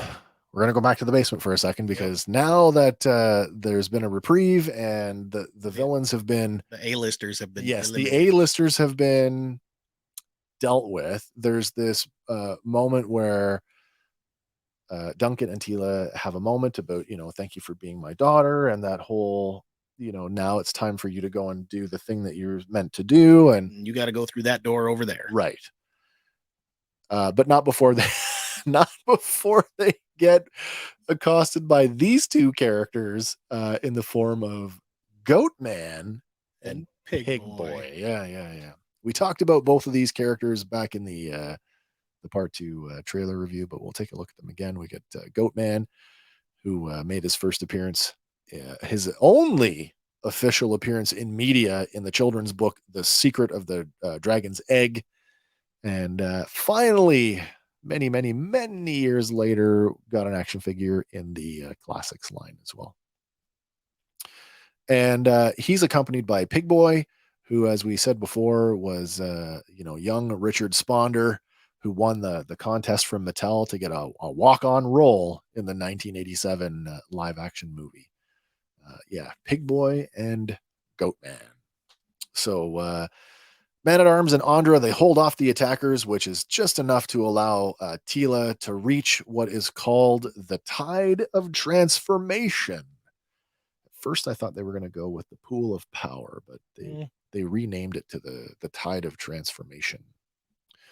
Uncertain of her future as the sorceress, Duncan reassures her that her psychic message was heard loud and clear. Because he heard it. He heard it in the Dungeon of Grayskull. So that kind of, gives her some resolve to go through with it. And there is some hesitation, and there's going to be some more hesitation going forward because, again, there's, like she said to Adam, I forgive you, but that doesn't mean that it didn't hurt. And there's still some unresolved conflict with her mother, which we're going to get to here shortly. All right. Duncan, he does point out, though, we're getting to the bottom of the barrel for villains. Yeah. He's like, you've reached the bottom of the barrel when. All right. So meanwhile, outside, you've got the king and the queen, who are basically forming up what's left of the royal guard to march on Grayskull, and they come to the realization that this could be it. It could be. And Randor basically says, if the future is uncertain, and he just wants to apologize to her and, essentially, renews his profession of love to her. And they essentially, decide that if they get through this, that they will just live for each other, which is pretty cool. And then this next part is pretty cool. The message got through. People show up, and they show up pretty fast. In the form of, we get a bunch of human civilians that show up, as well as the merfolk. Now that we saw the merfolk back in part 1, that's merman's people. So voiced by Kevin Conroy. What's interesting is that means that the mer people are not innately evil. No, it's just him and a select few. Or alternatively, the stakes are so high that even the evil races are showing up because it's more important to survive, as well as the Andrenids and the Avions. And if Merman is one of the evil warriors, maybe this is the ram and the bird joining up. I guess so. Yeah. All right. So back in the building, in the bowels of Grayskull, she gets on the elevator. She makes it all the way down. She's met by the ghostly form of her mother, who tells her that you must give up your mortal life. And there's a whole lot more that's said there too, but that being the sorceress of Grayskull is considered to be the highest calling in the service of Zor. But Tila is hesitant. She is still resentful and she feels abandoned. And the sorceress explains that she never wanted Tila to experience life as she did, tied to the castle, and that's why she had remained anonymous all those years, so that Tila could have a full life before she ever got to the point where she would have to make that decision. Whereas you get the impression that like her mom was basically groomed for it. Yeah. Like this is your lot in life. Which kind of, thinking about the whole Nicholas Power thing about, breaking sort of his sacred oaths and taking a wife and having a child, it's almost like the sorceress did the same thing. Mm-hmm. I know I'm going to be the sorceress of Grayskull, but before I do that, I want to have a child. Anyway, I kind of like that. And then just shows, the different fallouts from that. Like Tila goes to live with her father, loving home and all that. Yeah. And Evil Lynn gets sold into slavery. Oh my gosh. Yeah. All right, back upstairs. Things are going crazy, and there's a point in the battle in the series where she said to him, "Are you more beast or more man?" And so at this point in the fight, he reminds her, he's like, "You once asked me if I was more beast or man," and he's like, "Well, today I'm more beast." And she basically, prophecy fulfilled. She threatened to turn him into her little dog. And so she does. She turns him into Battle Dog. Maybe Beast Dog. Battle Dog, I think, is what. But at the same time, it's like, he's throwing his loyalty in with her. I choose. Yeah. No, that you're absolutely right.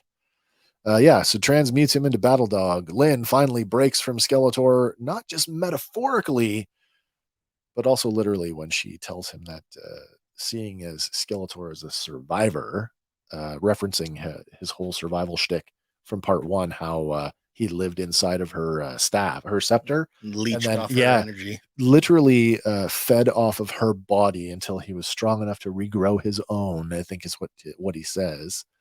She says, seeing as you're a survivor, I'll just have to destroy everything. And she basically starts to do that. But at the same time, Randor's forces and the forces of the Eternians combined begin to march on the castle. So as the army assembled outside is enough to actually get the attention of Evil Lynn. And when Adam reminds her, because she says, excuse me, I have to go and deal with the planetary revolt, I think is what she says. Yeah. He's like, there isn't anybody out there that would even, consider fighting for you.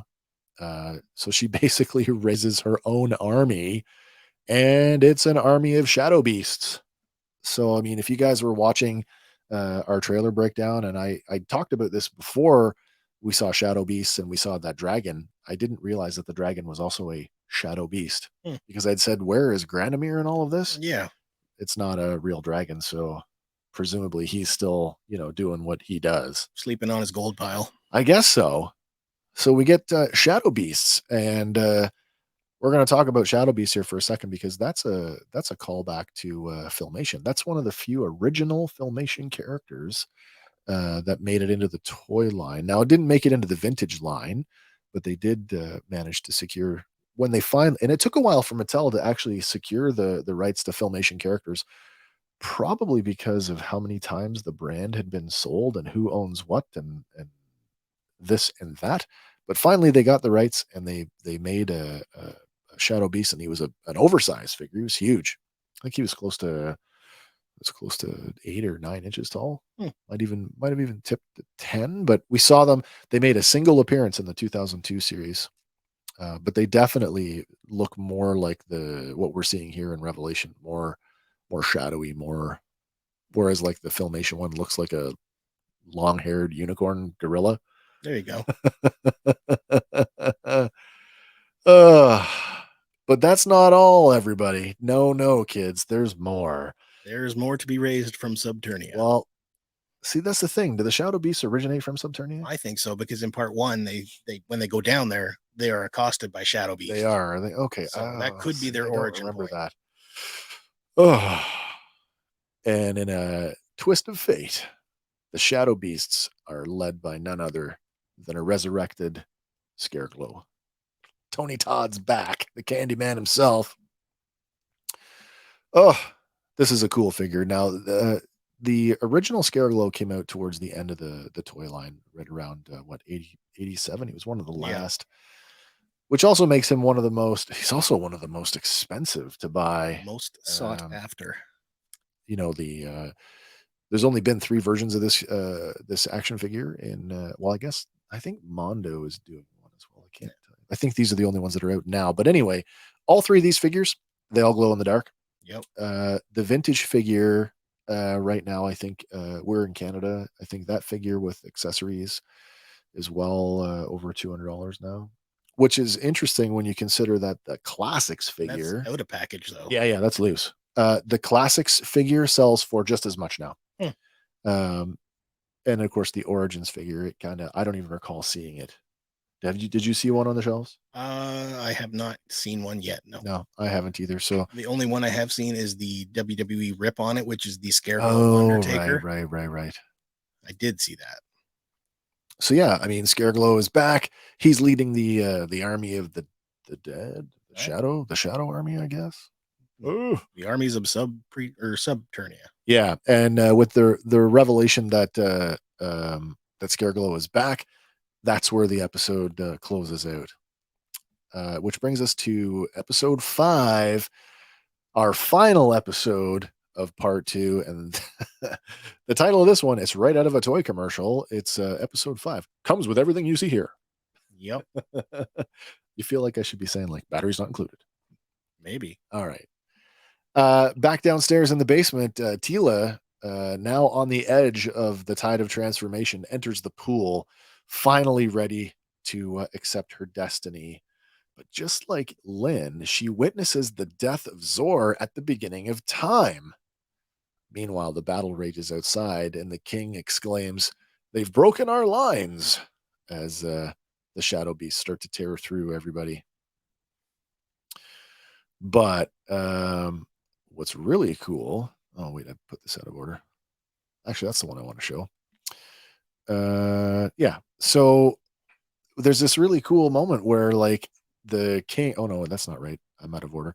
The king is about to be smote by Scareglow, who basically is melting Randor's sword out of his hands.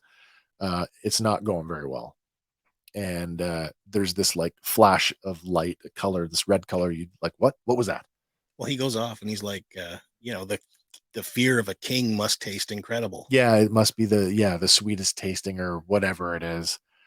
And Randor, who's pretty much like, he's basically staring death in the eye. Like I said, there's this flash of color, and it's like this red fabric ribbon. Yeah, but it not only does it flash in front of Randor, we get these quick successive like, what? You see the same thing in the throne room. Lynn kind of is like, what? And then down in the dungeon, it's the same thing. And then we find out that turns out that when Lynn resurrected Scareglow, that opened up the door to Subternia, which basically left avenue for Orko to come back. A leveled up Orko. Well, here's the thing, and I didn't notice it the first time around, but now that we're talking about it and having rewatched the episode, Orko is in 3 places at once. Because simultaneously, not only does he rip the halberd out of Scareglow's hands, saving King Randor, he deals with Goatman and Pigboy. He also rends the power sword from God Lynn's hand. So when you say powered up, yeah, that's an understatement. Yep.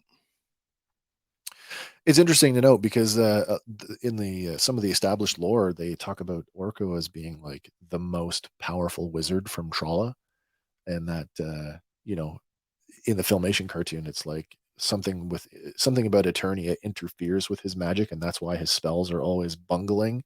But yet, when it really counts, they work. Yeah. And then they go on to establish later on in some of the comics and stuff that no, that's just a ploy. That's just a foil to throw people off. That he's really like this uber powerful wizard. Well, turns out that's true. Yep.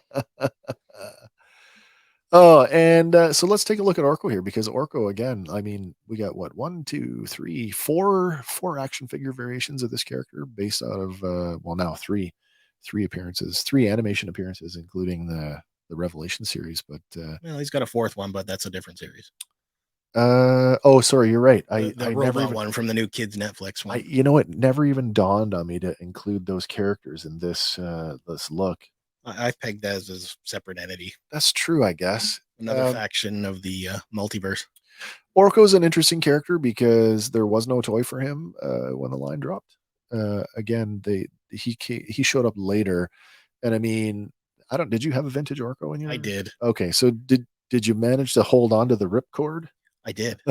Good for you. Orko as a toy, I just never. It just didn't work for me. I mean, I'm like, that's supposed to be Orko, but it doesn't look like Orko. The hat is wrong. Like, I never liked that toy. Yeah, the ripcord feature was kind of nice, so he would just kind of spin around like a he was top. flying. Yeah. But the accessories, the little magic discs, those were Right. easy to lose. The 2002 Orko was pretty faithful to the Filmation series. It kept the similar color palette. It added some accoutrements to him. Still kept the comedic nature of the character, but God, I mean, we saw, and I mentioned this back in when we watched part 1, is that if you paid attention to Revelation part 1, Orko actually evolves through both of those looks in the series. Yeah. When he's sick and dying, he looks very much like his 2002 self, whereas at the beginning of the series, he looks a lot like the Filmation. So I thought that was a nice throwback. And then the 2002 action figure was kind of cool. Again, hyper stylized, Yes. semi posed already. Came with that this launcher thing, which was supposed to simulate a spell effect, I guess. Mm. And then we have the classics version, which is clearly based on his Filmation appearance and is very faithful. And then most recently the Origins figure, which again is somewhere between the vintage toy and the Filmation animation model, I guess. Yeah. But yeah, Orko is back and kicking butts and taking names. Mm-hmm. Neatly, however, and I mean very, very neatly, levitates the sword over and drops it right into Adam's hands. And finally, part 5, we get He-Man restored. And it's glorious when he recites the words. That's where we get the line from the trailer, or you guys are in trouble now. Yep.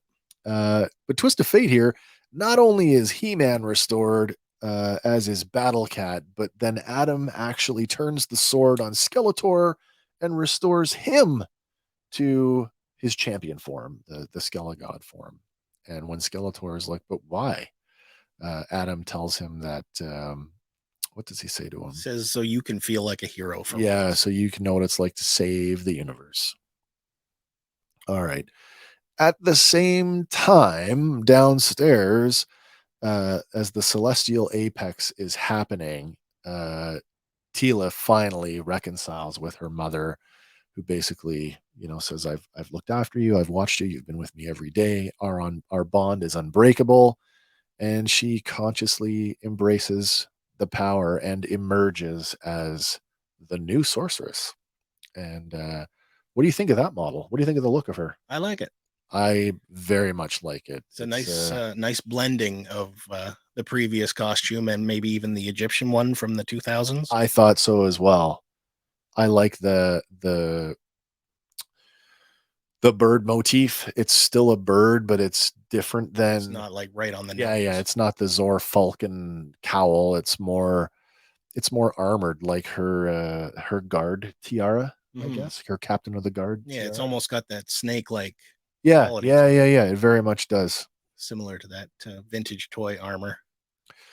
So the new sorceress bursts into the room just as evil Lynn is absorbing the power of the celestial apex, which is interesting because if you're watching it sort of with the wider lens, did you notice how when she was down in the tide of transformation that the energy was flowing up from below her, and it was like that well the rainbow hued color, Mhm. and then from above in the throne room the power was coming down through the, I don't know, like that lens system that was focusing the stream, and it Yeah. was sort of that red.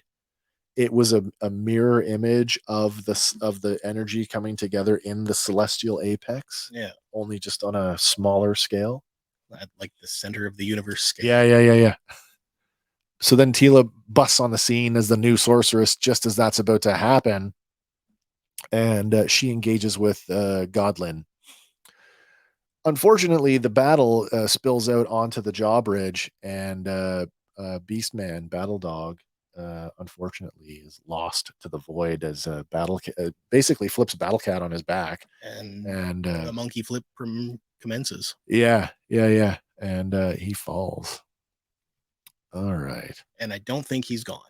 Well, Simply because when in the 87 movie, yeah. when Skeletor falls to his death, Oh, right. there's that one of the original end credit scenes. I'll be back. Yeah, he pops up out of the water in the bottom. So there's no reason why Beastman can't do the same. There's talk about that chasm, that it's like this endless, it like, don't fall off that because it goes on forever. You'll fall right to the center of the planet. Yeah.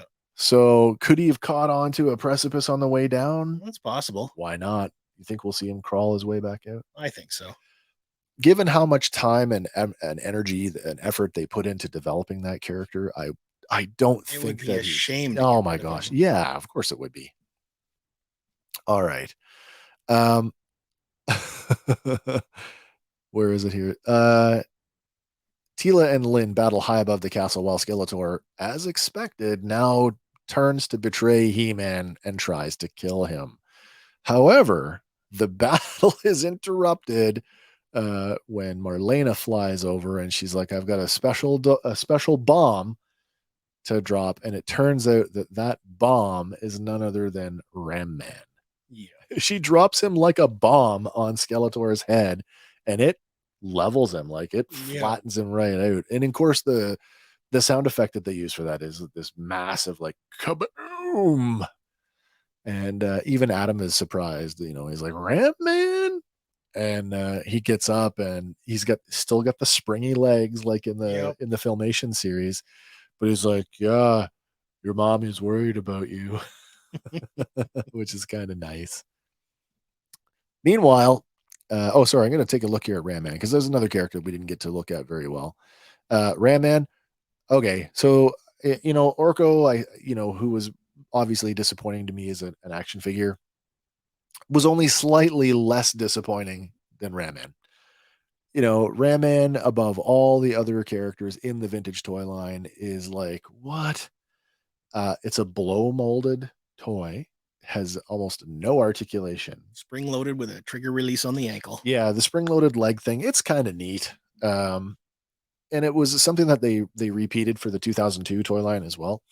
And of course, obviously, by the time we get the classics, we got a fully articulated action figure that, in fact, it got a second release from Super 7 when they passed the license over there to his mini comic colors. So a little different than what we got in the classics line. But and then, of course, now with the Origins line out, he is a deluxe figure in that line. Is he deluxe? He is. Like Clamp Champ is as well, Yep. right? Yeah. Yep.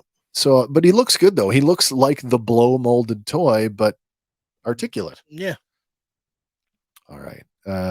What else we got going on here? Oh, right. This is where things diverge because Lynn thinks that she's basically called the power of the apex, and she makes a remark to Tila about look at how glorious it is as the light of the stars fades to total blackness.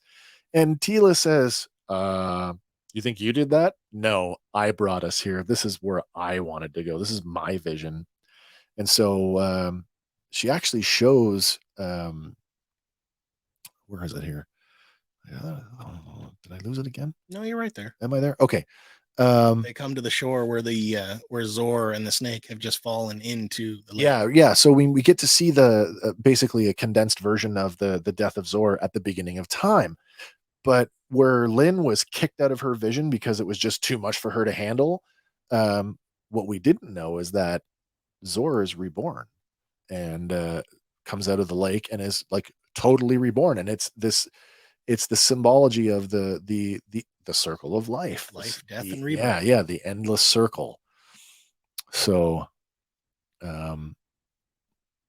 that, and some of the, like, she has this whole conversation with her about making choices, and like, you're a good person, you did things, you made choices, and you can do that again, and you can be your own person. And basically this is where Tila decides that she's gonna go her own way. She's like, I'm not just gonna protect the power, I'm gonna use the power, to be better, which is basically what her mother said, be better than me. And so she actually says, and the line changes, she's like, we have the power. And as she leaves the vision, that's enough for Lynn to relinquish the power. And so she does. She lets it go, and she reverts back to herself. So then we get the final battle here between He-Man and Skeletor, which really, it's very standard fare. It's almost over before it's begun kind of deal, where essentially Skeletor gets knocked very, very far away. But there's a line He-Man says here, because It's Skeletor, not about us. Yeah, he's still like, I have to kill you. And he's like, no, it's not about us. It's not about us. Yeah. As Tila and Lynn arrive on the scene, and together with the power of Grayskull and the power of the sword channeled through the sword, the two of them are able to close the celestial apex, which is starting to basically rip the fabric of existence apart. Unfortunately, the side effect of that is it's putting everything back where it was, which includes sending Scareglow back to Subternia and Orko as well.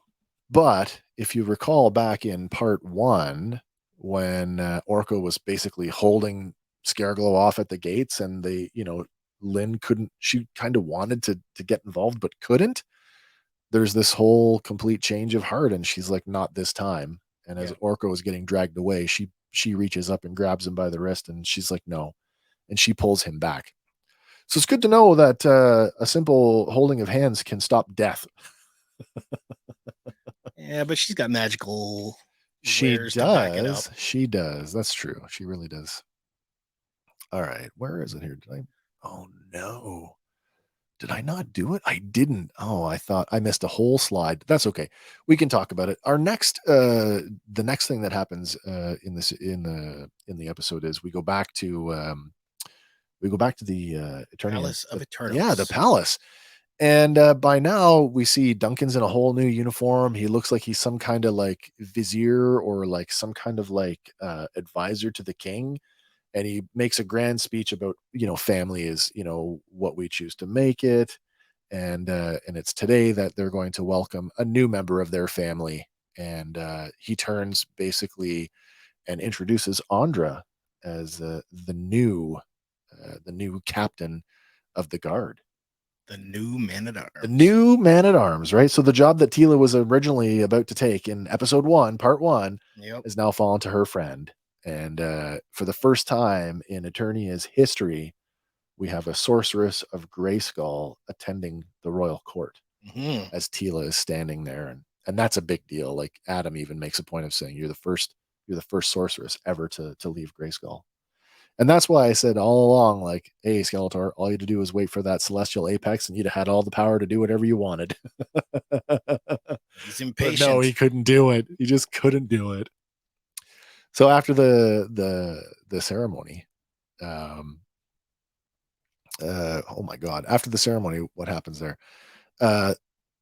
Adam and Tila finally share that moment, and it's a callback to the Talon fighter, where finally he's able to say in a roundabout way that he has feelings for her, and she actually makes a joke about not needing him around, and she's like, "Oh no, I'm always going to need a champion," and then she kind of returns the sentiment, and then they don't actually ever say "I love you." But Tila says something to the effect of like, wherever you go, or wherever I go, you go. And they hold hands, and it's enough to let you know that that's what's happening. And as we close out the episode, we get a couple things here. We get this scene with Lynn, who is now, some time has clearly passed because her hair is now grown out. She's no longer dressed. She's dressed far more subtly, more feminine, looks far more. She's lost more of the purple accents that yeah. dark side. Right. And she basically puts down the scepter. It's symbolic, almost like, when someone's leaves flowers at a graveside. It's very symbolic that way, where she just leaves the scepter on the ground and she just walks off towards this town. I don't know if has she gone back to Zalesia? I don't know, but if the comic is any indication, she might. Okay. So, but she walks away from that former life, or so it would seem anyway. And then we finally get our last, oh my God. And this is the big cliffhanger, ending here is Skeletor, who was knocked, who knows where, all the way back to Snake Mountain, has nowhere left to go, has no minions, thinks that he can just march into the Cult of Motherboard. Now, the Cult of Motherboard, when we last saw them, was like being run by Triclops and Trapjaw as the muscle. Yeah, and they were worshiping this effigy that looked like Screech.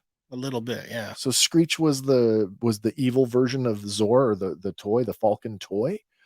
But we see that the effigy of the Screech transforms and basically becomes this like uber robot version of the sorceress. Essentially, still has the bird like cowl and big wings, and almost like in Star Trek, the Borg tubes, like the nanoprobes, basically infects Skeletor with what looks to be some kind of techno virus.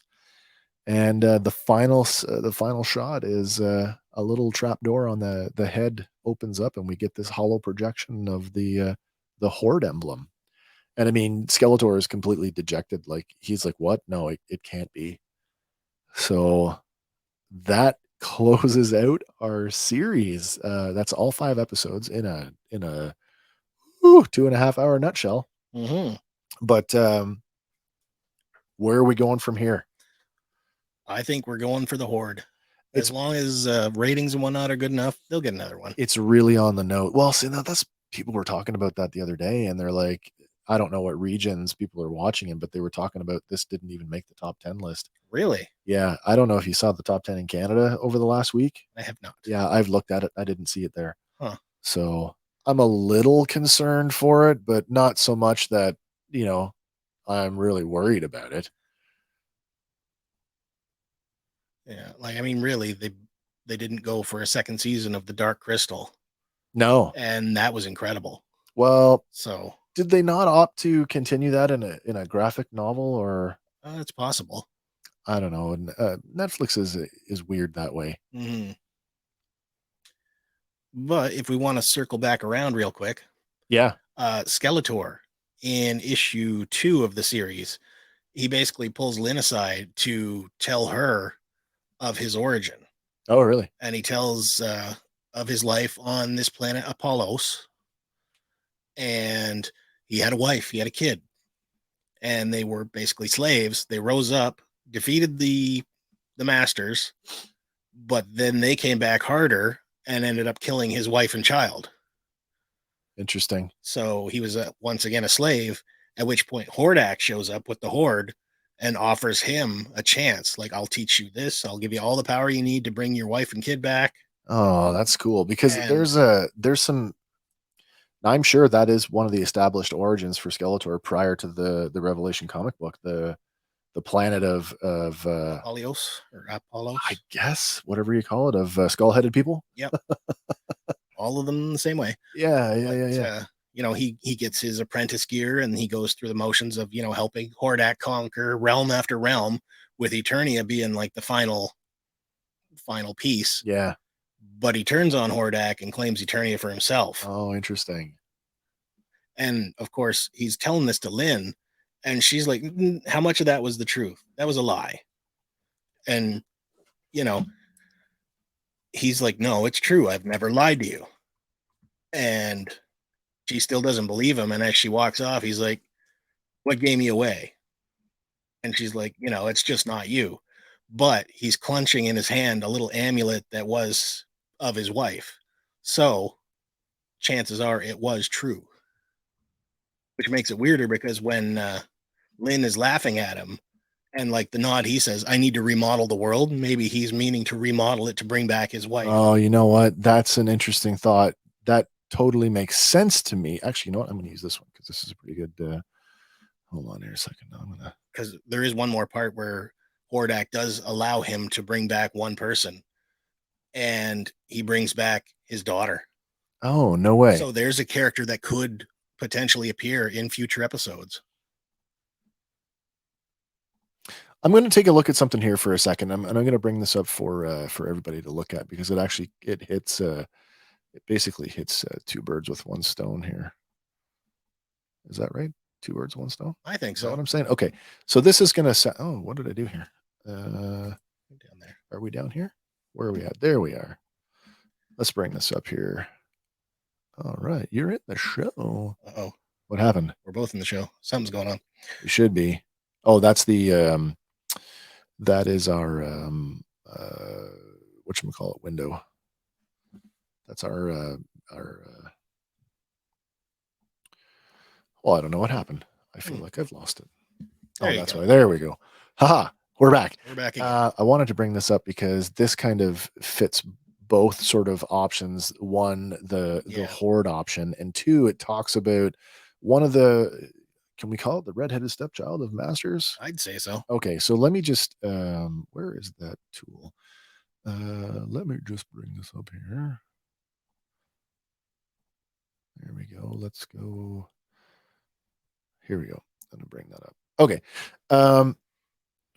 With the idea that Skeletor is an apprentice of Hordak, it totally makes sense given the horde symbology that we've seen going forward. That is kind of what they're going to do, and that opens the window for the inclusion of She-Ra, perhaps. Mm-hmm. Although that could be a totally other thing because of what they already did with her. Well, that She-Ra is owned by DreamWorks. Yeah. And currently, I don't know how that's going to work. Whether DreamWorks, are they part of Universal? I'm not too sure. Or are they their own thing? That series has finished, so maybe the rights are back up for grabs. I don't know how that's going to work. But the other thing that I thought, the techno virus, when we looked at the techno virus and we saw what it was doing to Skeletor's face, is there a chance that they're going to try to incorporate some of the elements of the often maligned New Adventures of He-Man? It's quite possible, because this is the classics action figure for that toy line, which looks far better than the animation model, by the way. But it is a very technological looking character, which could fit sort of the aesthetic that they may or may not be going for with. Like they don't even have to go into that particular storyline if they're just borrowing his look. Right. No, they can just use that look and they don't even have to leave the planet. Yeah, I mean, I don't think we need a full reimagining of the New Adventures because, like you say, it's redheaded stepchild comment aside, it is arguably the weakest of all of them. No, it's not to say that there's not some redeeming qualities for the show, but the animation style is so different and the premise is so different, and it's really such a departure. Two tying factors to the original. The first episode, with the acknowledgement that, oh yeah, Marlene admits that she's always known that he's been He-Man, and he's like, great. And then he goes off into space. Yeah. And then Teela shows up in one episode, like way down the line. But again, huge diversion on the animation style and tonally just different. Yeah. But still an interesting thought at, is that something that we could be I think so. doing? Yeah. It wouldn't be too far of a stretch. And I mean, this picture kind of sums it up because I mean that you can have the best of both worlds here, right? Yeah. Because I mean that's a great looking action figure. And if they decided to do that, I would watch that. And really, like, if Hordak is taking control of him after being, thrown out of Eternia, look at you take him over with a nanotech thing, and that puts him right back at heel. And look at the last iteration of Hordak that we saw on television, where Hordak was essentially depicted as a cyborg. Like in the DreamWorks, the She-Ra and the Princesses of Power, he was not only a clone, but he was a cyborg clone. Prime. Yeah, and I mean it fits in line with the Filmation series. I mean, with the transform.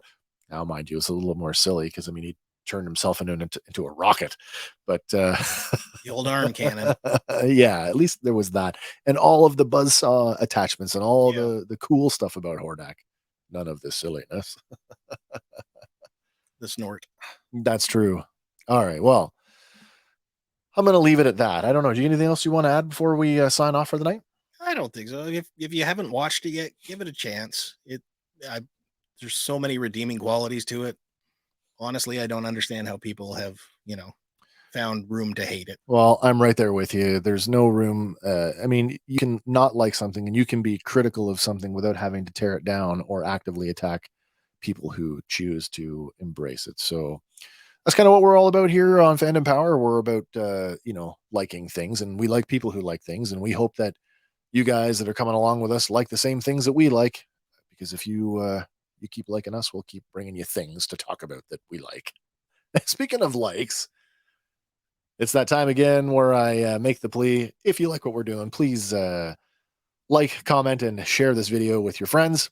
And always remember that you can catch us on our audio, the audio version of the show after this wraps up. And we're on all the places where podcasts are at, particularly the big ones, Spotify, Apple Music, and Google Podcasts. So lots of ways to find us, lots of ways to communicate with us, and we're going to keep communicating with you. I hope you guys enjoyed the show, and we're going to be back a lot sooner than you think. Keep your eye on our social media spaces because we got an announcement coming up here. So for Fandom Power, I'm Wes. I'm Andy. And we'll see you next time, guys. Bye for now.